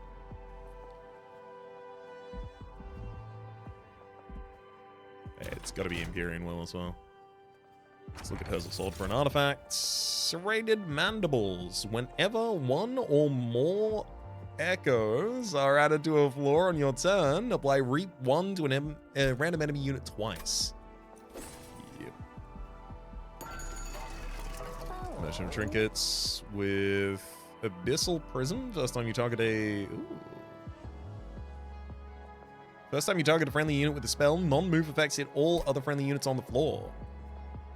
That's pretty good for our infusions and our transfers and our Echo of the Past. Oh. Yeah. I'll also take Pyre Piping. When the Pyre is at full health, gain 1 energy and draw 1 each turn. And hell, I will go Hell's Flame as well. 20 additional damage and 20 additional health to the Pyre, as well as 1 additional Deployment Ember and 1 additional Ember each turn after that.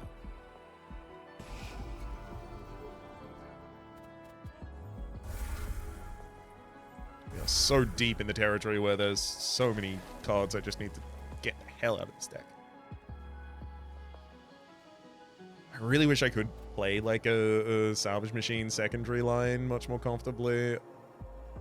Maybe I do just want a second Salvage Machine at this point. It makes my opening hand busted.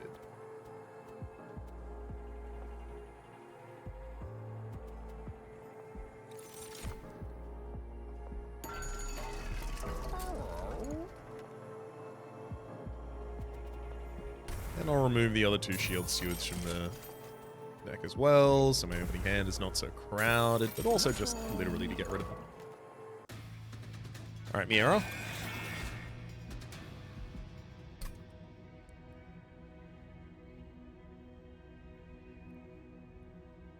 Well, I mean, it's attached to a salvage, right? Hey, just making sure that it is.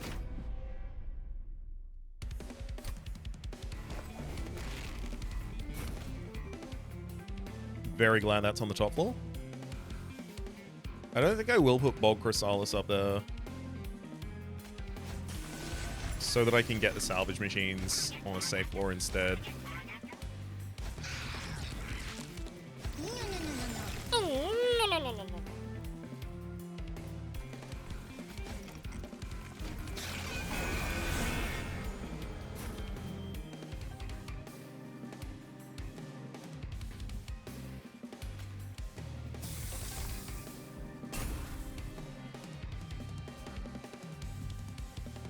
Echo Infuse, plus 15 health to all of my units.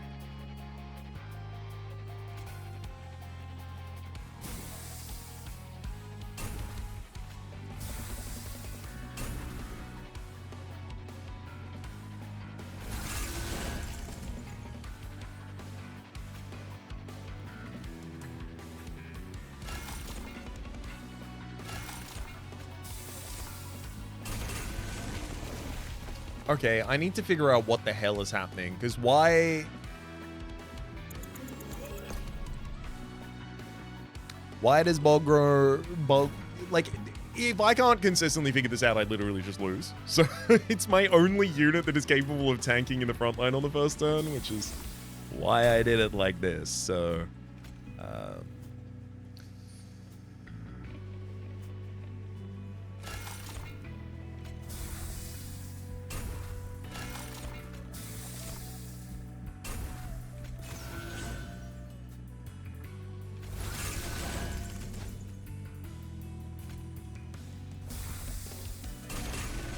No.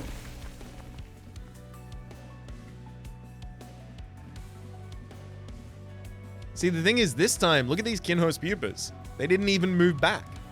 Why did the Bogworm move back? It doesn't have summon retreat or anything dumb like that.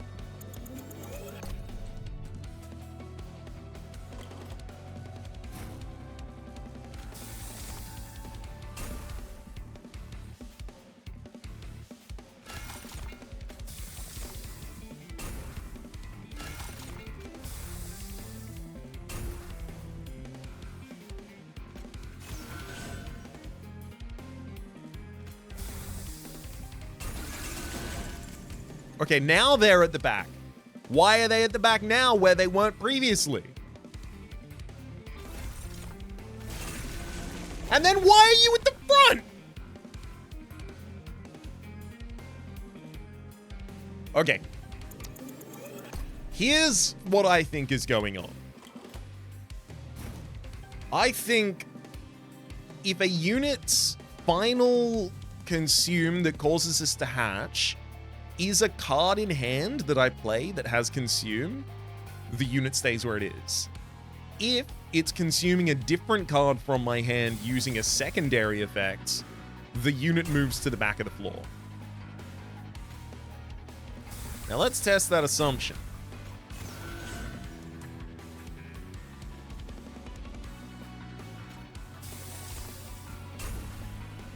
So Wormkin, they shouldn't move.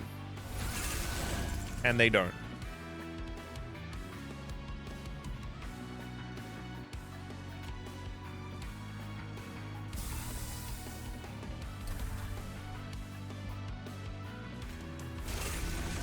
Second Wormkin, they don't. Yep, that's exactly how it works for whatever reason. Well, at least I now know how to make it consistent.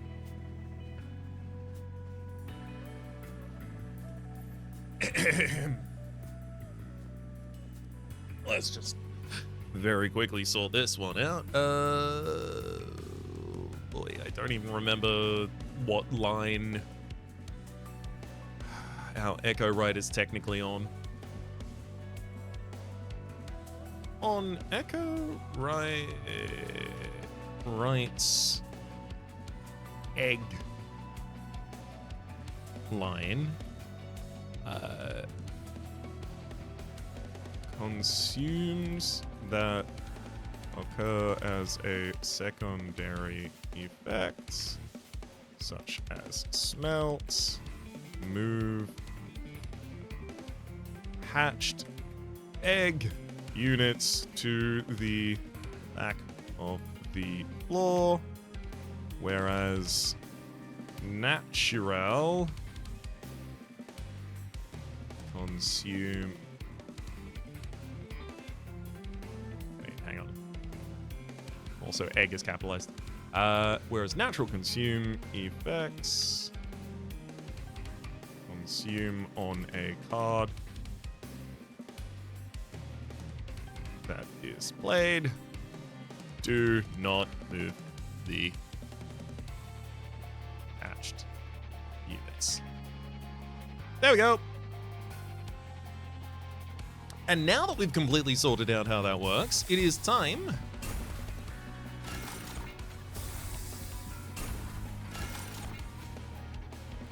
to hatch my way through, and then, you know what, it is really good that I have Wormkin Etchings in this opening hand, even if I don't want to be using it that much.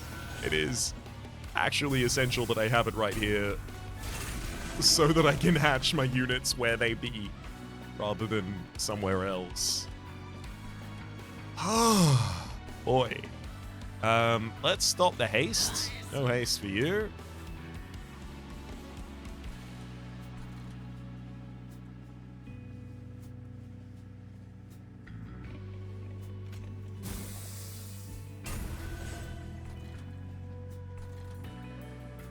And big ol' spike driver on the bottom line gets him done.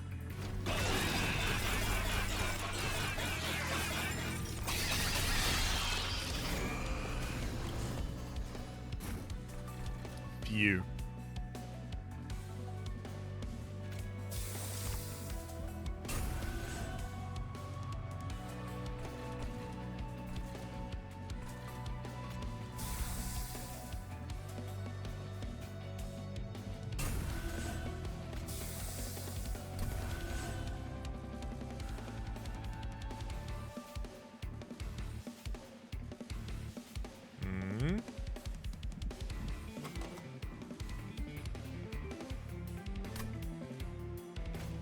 Savage, force containment.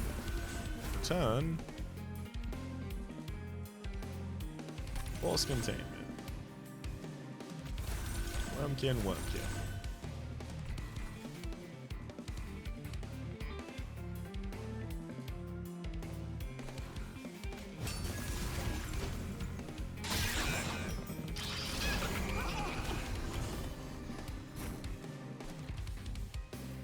Beautiful.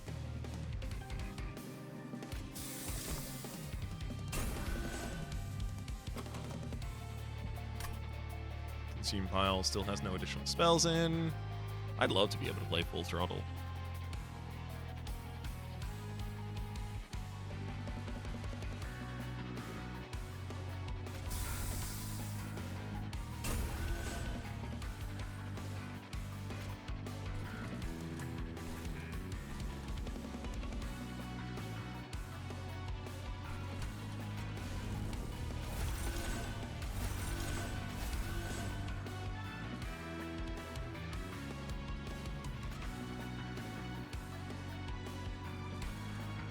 I'm gonna hammerfall the flautist on the bottom line, I think.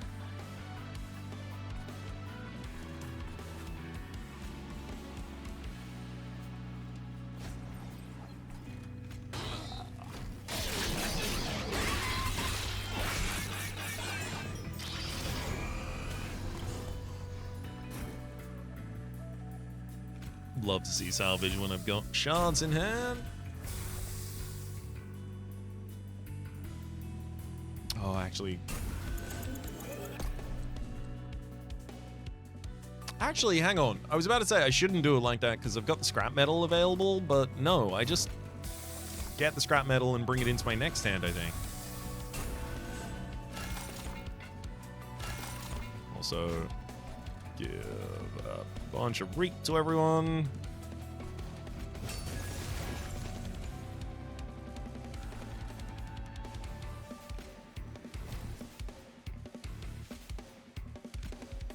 Give echo transfer to the entire top floor as well. Gotta love that.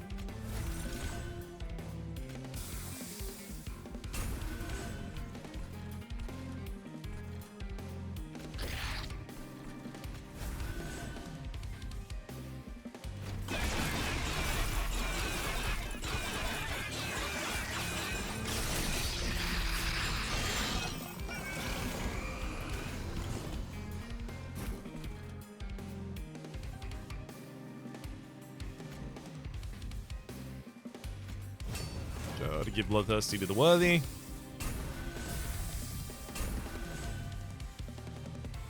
Oh, we're gonna go big echoes of the path for everyone on that top floor.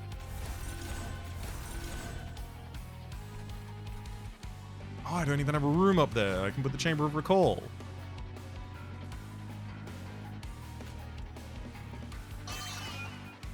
All right, Echoes of the Past is gonna give 88 damage to everyone on this floor.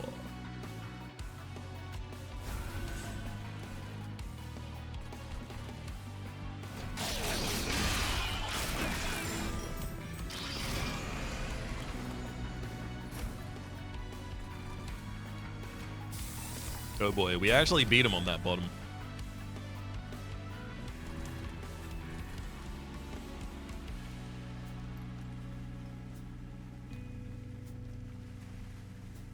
And there's nothing else I can really do for a benefit anyway.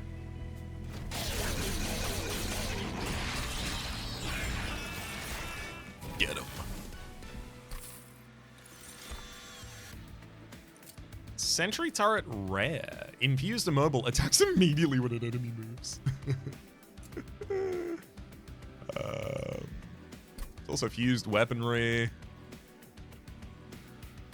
Yeah, Geared Gauntlet and Bloodthirsty Blade together is not bad. It consumes... it consumes, so there's a chance that it gets drawn back by things that are trying to help me, but would be harming me if they gave me it back to hand. I mean, Sentry Turret if I had the capacity and energy to play it up there, but I don't do.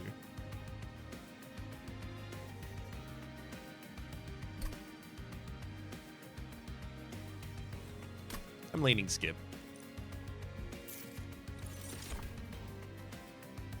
And definitely skipping this one. Slay. Gain +1 capacity to the floor, not to the unit. And friendly units gain +2 damage +4. I think maybe I'd go lolcat though.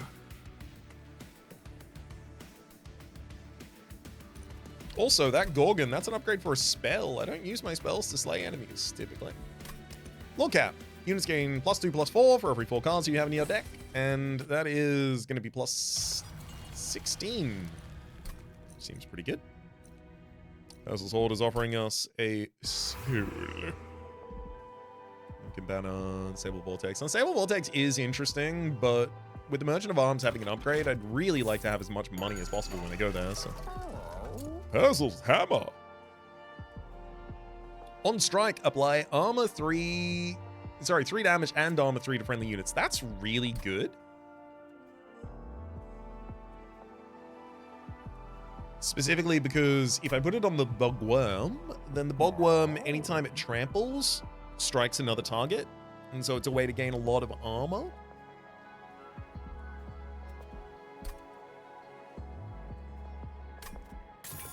Combine 2 equipment cards into 1, and then reduce... I mean, Bloodthirsty Blade, realistically, like, going okay at the moment.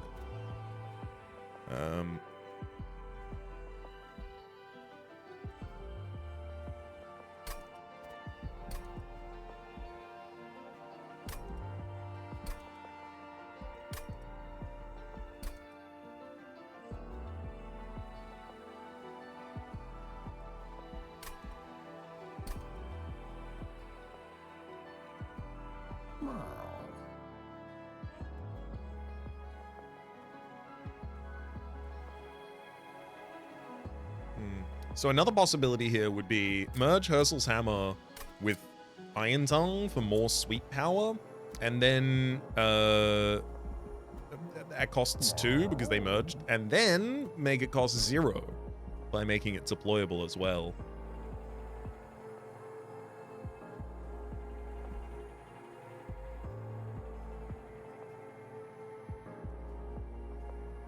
That would strike a lot of targets. Only problem is Kinho's Pupa would like to wear it.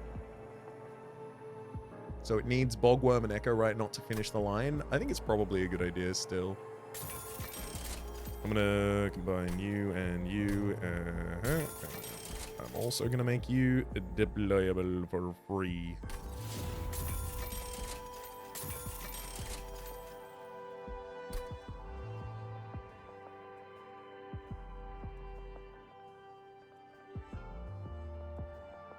Echo Volt's not an awful spell, it's just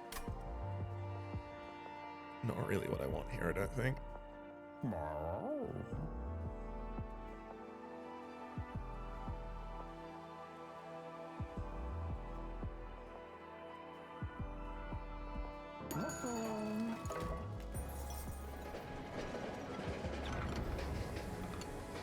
Damn. I lose my additional draw from Pyre Piping, but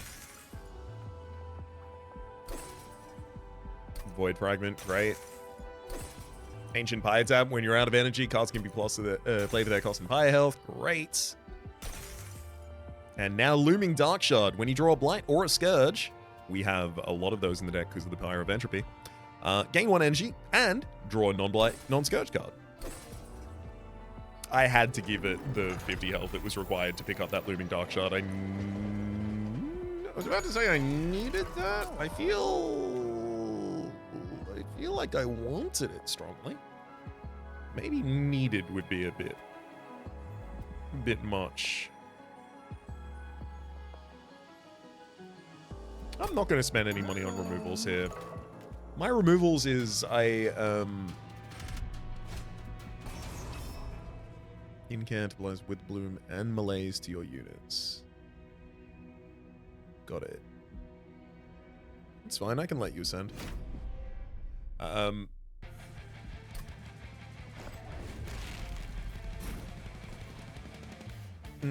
Annoying line. Means the salvage machines have to go on a different floor.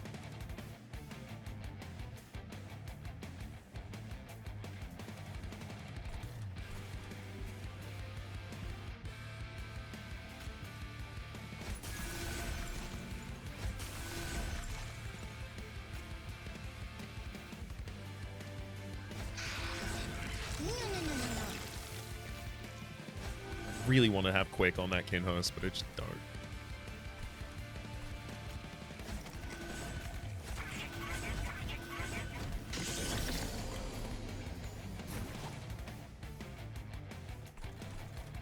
All right.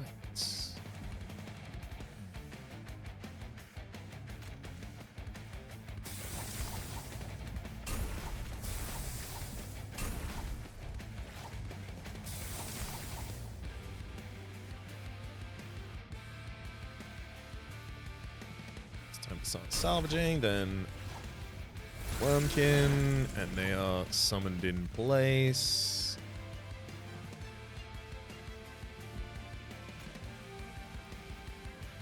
Then I'll salvage Hammerfall, play the Wormkin.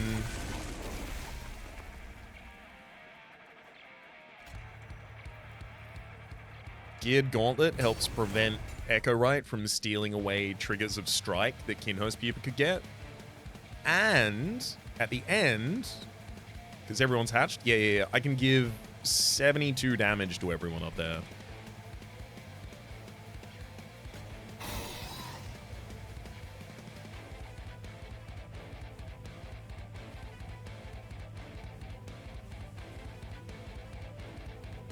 Oh, they're getting hit so many times from the Witherbloom that they're triggering a bunch of armor to one another. That makes sense. That's how that's happening.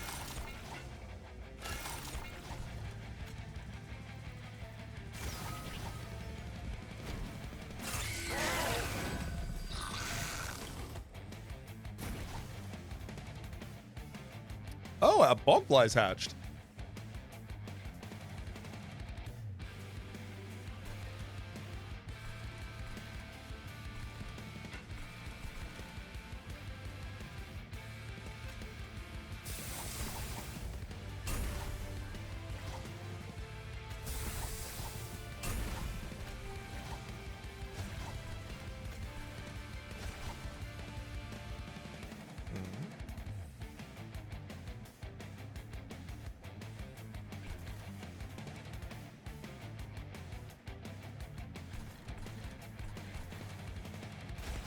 Time to glare remind everyone.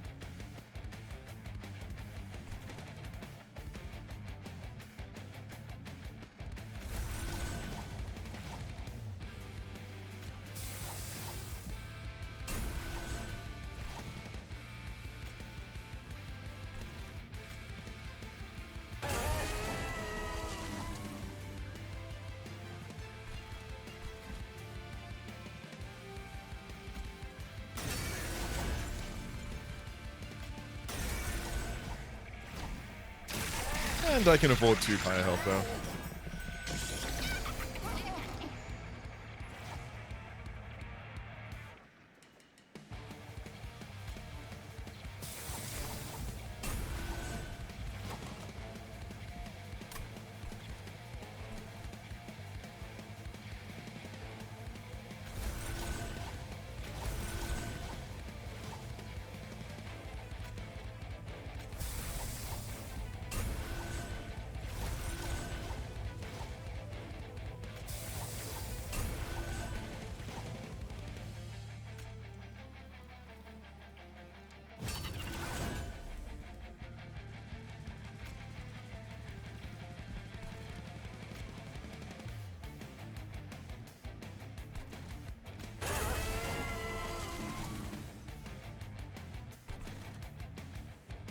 Okay, we got a decent amount of salvages out of that turn. Oh, that looks like we got a huge amount of armor triggers. Yeah. 15, so 5 strikes. Reasonable.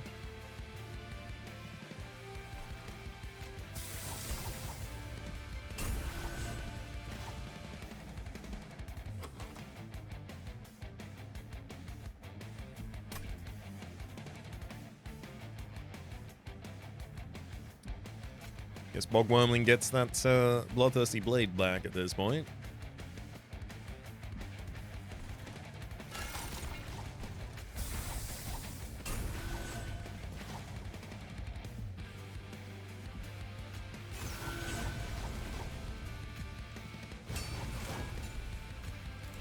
There's a Steel Pulley Claw, so I can just yoink the most annoying unit out of other lines.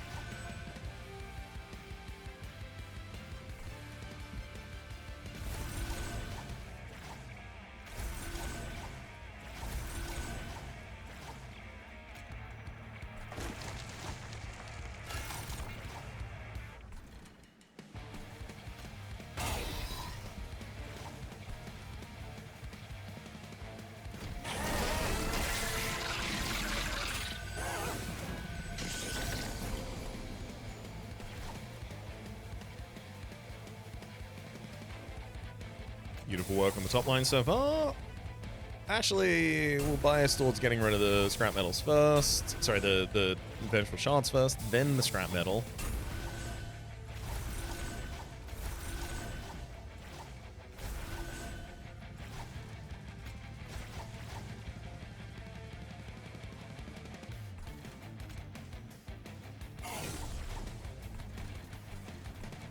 I'll wait until the boss is in before I use the Glareminder's next ability.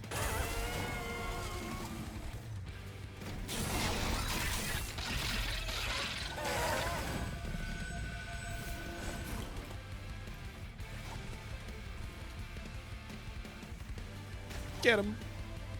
Then salvage through Dominion Eye and Vengeful Shard. I'll go for health to everyone from Echo Infusion.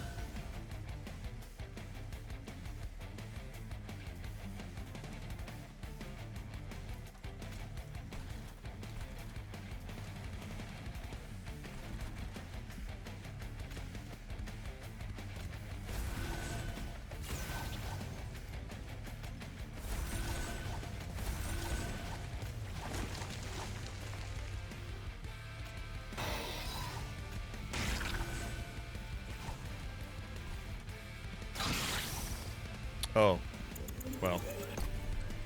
The wind-up cannon, unfortunately, I clicked the wrong ability and immediately unloaded all of Echo Right's damage, which I think is built up to like, it's like 20-something? No, it's 9.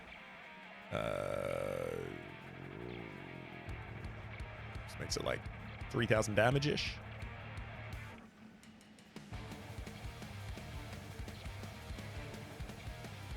Closer to 2,300.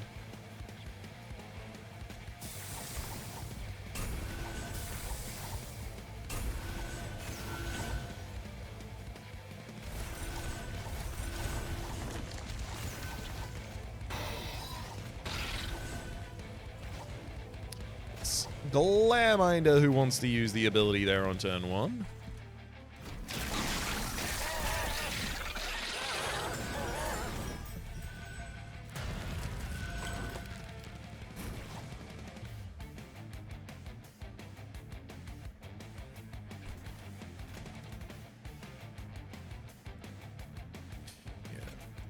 So it's just an Echo Infusion for everyone.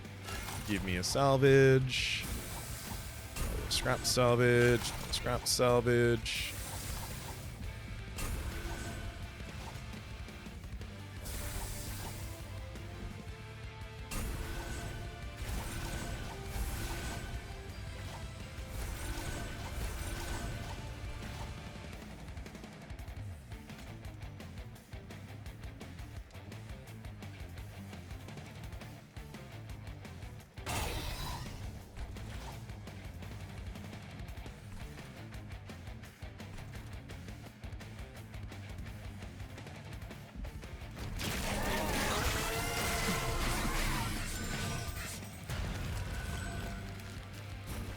Alrighty, now how's this top line gonna go?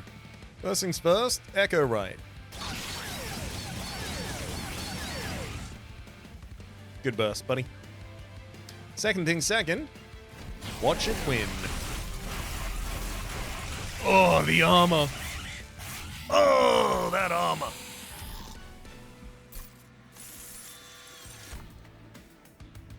Unnecessary. Thank you, though. Ooh, pyre plating. Apply damage and armor to the pyre. Just playing that at the end of the right turn saves us some damage that could be really annoying.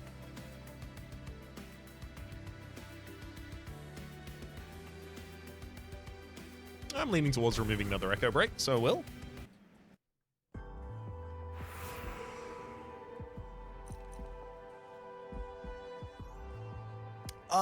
Heading the way of Pyre remains, if you don't mind. Show Trinkets Plus. Another Hell's Flame. Is it always Hell's Flame? I've only ever seen Hell's Flame there. Starter cards cost -1. Yeah, doesn't really cost me that much. Winged Steel, draw. Yes, please. Gain a share. Draw 1 for each floor that has enemy units on it at the turn end. Thank you.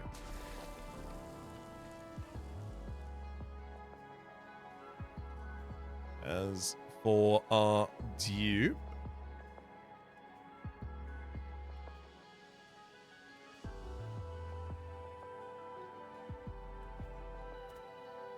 I could get a second deployable merged. I mean, it's the most value I can get on a single thing. I think I should. Hell's Flame is so far from necessary. You draw an additional card each turn. Says the draw relic.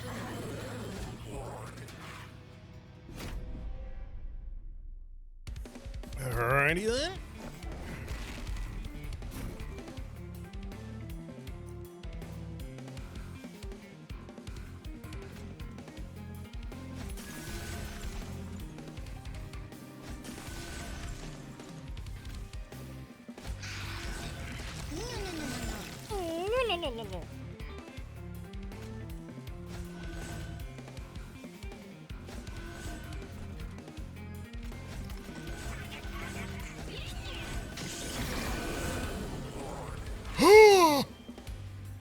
Excuse me! 63 by 3.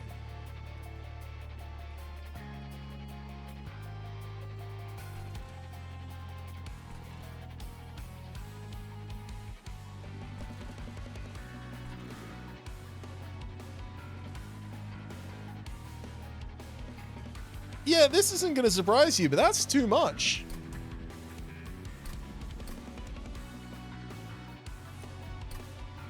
I would have been fine with 60. I would have been fine with 90.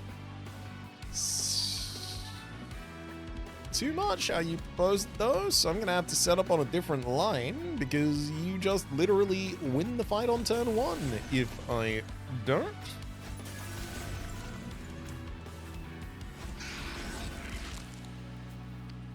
Okay.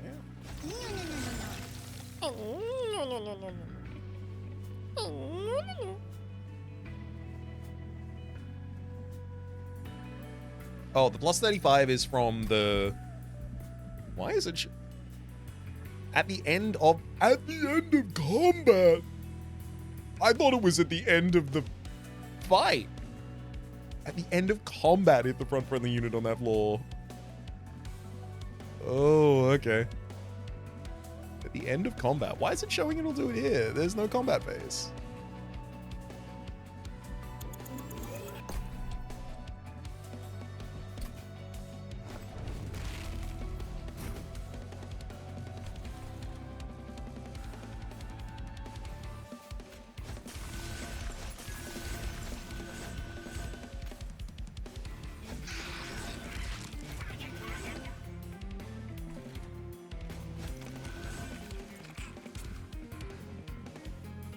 And 35 at turn end.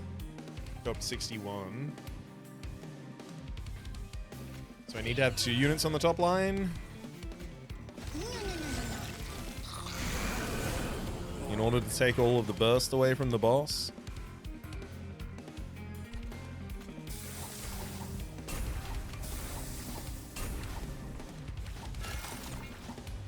Salvage my way through the vengeful shards.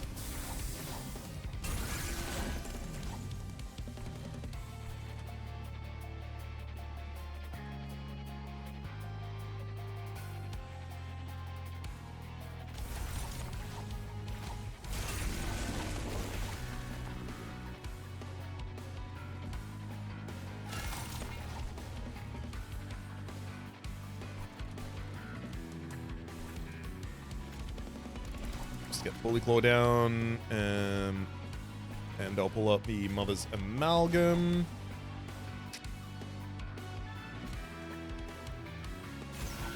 We Echo Infusion for the entire floor as well.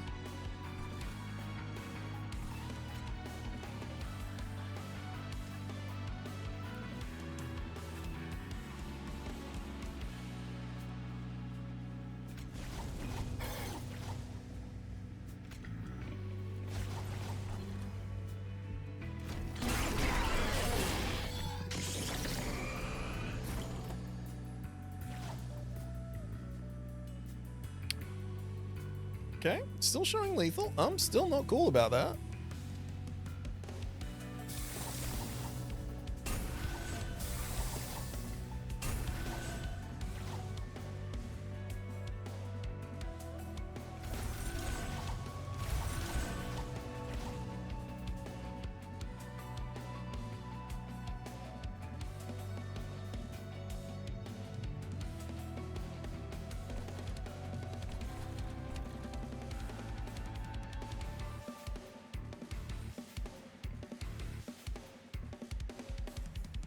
Yep.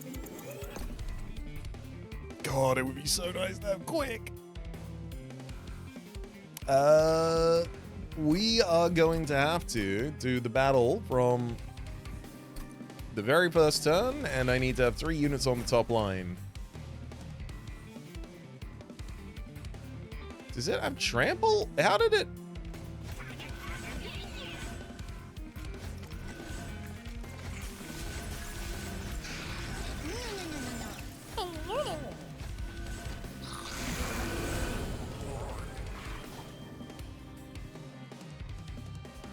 Bog Deep getting an extra 25 there was really important as well. Strike. Strike. So you would have attacked 2-way.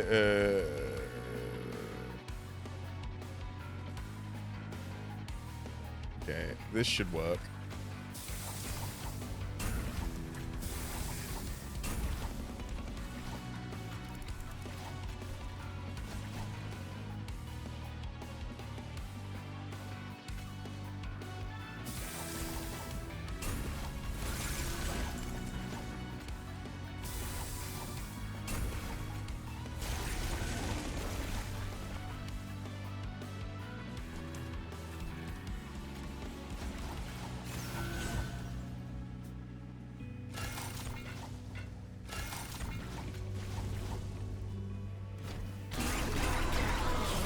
Okay, then you come to this line with 0 burst. And all's right with the world again.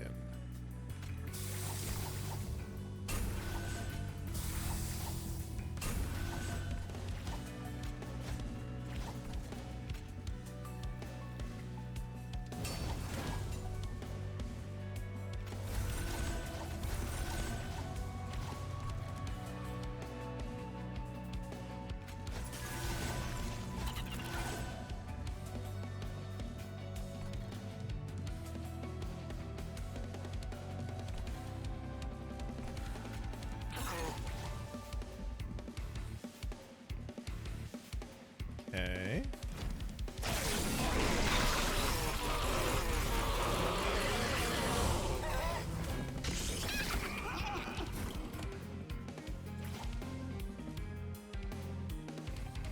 Only 1 more to break the egg on the top line.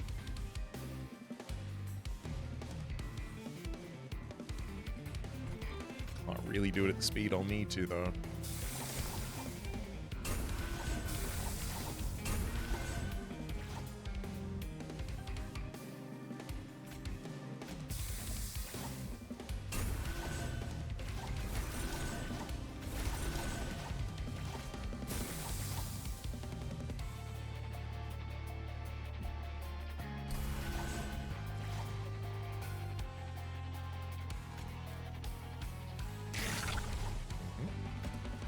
Then Echoes of the Boss for 88 additional damage to all the units on that floor. It loses a lot of damage when the Kinho's Pupas don't get that damage, though.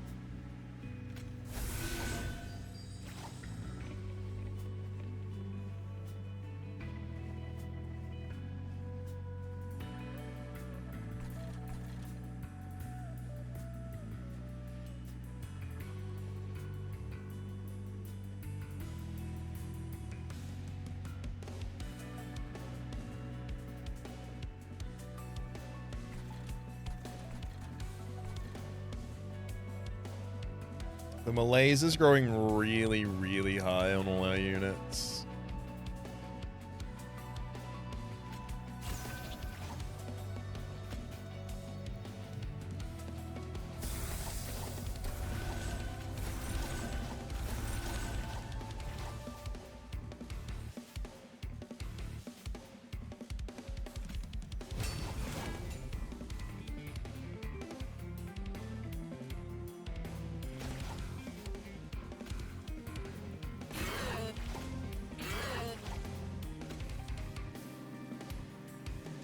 Liking the outcomes of this turn less and less.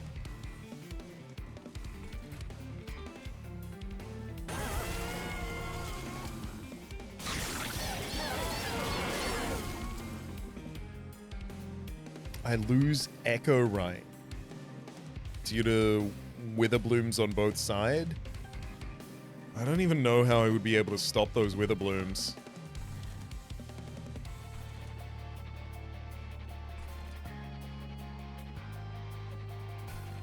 I think my only real option would be splitting enemy units out to more floors at a time.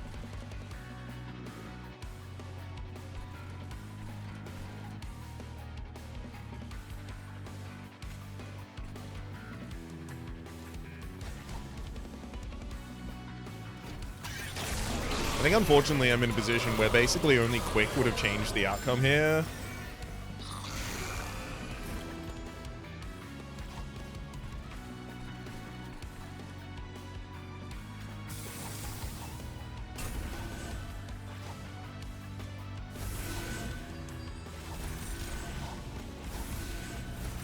See, unfortunately, when my Bogworm survives, it causes enough Witherbloom to kill the unit next to it. But if my Bogworm dies, I immediately lose. So that seems pretty much like confirmation that this one's not going to be going our direction.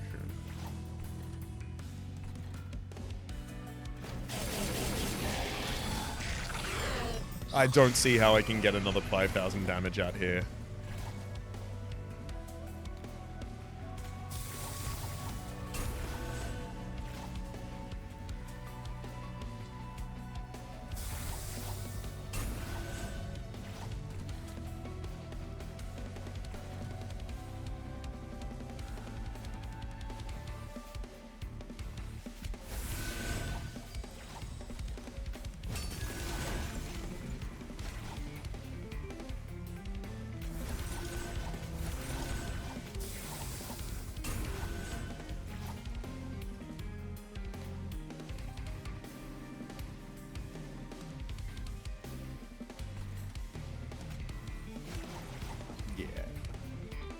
It's just not happening.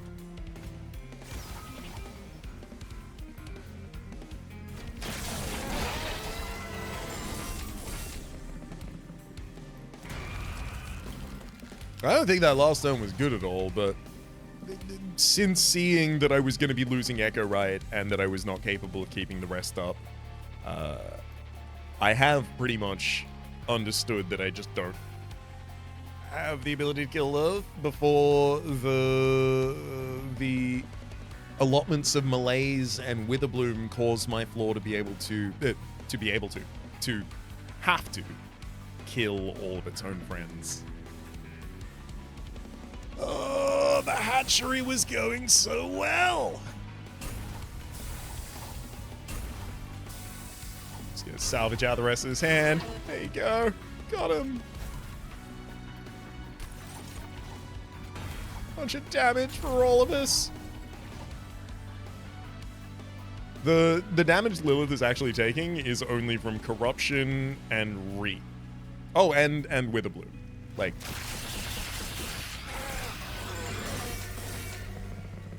this is unfortunately very over. But this is going to be a lot of progress. How can I make it any more? I've already etched a lot of cards. Let's play some expensive cards. I could see that being a thing that the game cares about. Let's play another X cost. Yeah.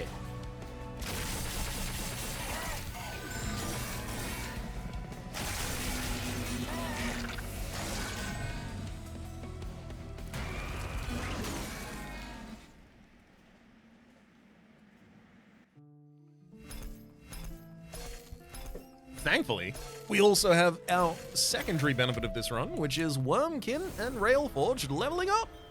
Perfect insanity. 1 Ember, extract 6 to apply negative 666 health to a unit. There's also Carving Choriska. When extract is used, gain an energy and an echo. Very big fan of that. We also get the level 9 level up for Wormkin, Symphony of the Soul. 2 Ember, extract 5, double the buffs and armor on a unit, and then Railforged also hits level 9, finding the Knuckler Steward. You look sick as hell. 3 Ember, 2 Sires. Revenge, gain burst 1. We also unlock level 2 of both Sprout and L, which I'll go back to in just a second after these other ones finish. We also level up Thick and Slacy and Mean Mug each. Oh, and Grump, rather. Oh, so close to Goldie. Okay. So Sprout is now level 2. Not only do you gain damage equal to all infested sacks, what it was previously, but Siphon, gain a +2 damage permanently when an infested unit dies. I like the idea of that, because it gives you a reason to give infestation to all of your enemies as quickly as possible. So a reason to prioritize a certain boss over others. L2. 3 random starter cards are now upgraded. Cool. Equilibrius's unlock is now at the end of battle. If your deck is over 25 cards, then purge down to 25 cards. After you purge a total of 9 cards, draw +1 each turn. Now, there's no way that can trigger the permanent draw plus multiple times. Only one way to find out. Solaris 2 now gives you 4 Amber and reduces that by 1 each turn. Really good. Thick 2 just gives your Pyre 1 more health for each additional card in your deck. Slacy 2 increases the scaling to 7 damage and 2 damage and 7 armor rather than 5, 1, 5. Mean Mug. On Celebrate, gain Avarice 5 permanently. I really like the idea of that, because then you can give it to a unit and then move it to a different unit in the next battle, and the first unit still has the Avarice. Grump 2. Revenge, gain +1 damage permanently, but on Strike, 2 health permanently. And then our final unlock, Beelzebub. Purge this card. Deal damage to your Pyre equal to 10% of its current health. Then draw 3 cards. Huh.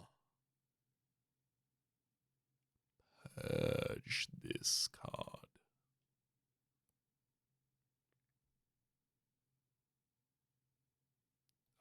Can you only be equipped to spells, I assume? You allow me to purge spells at the cost of my pyre health?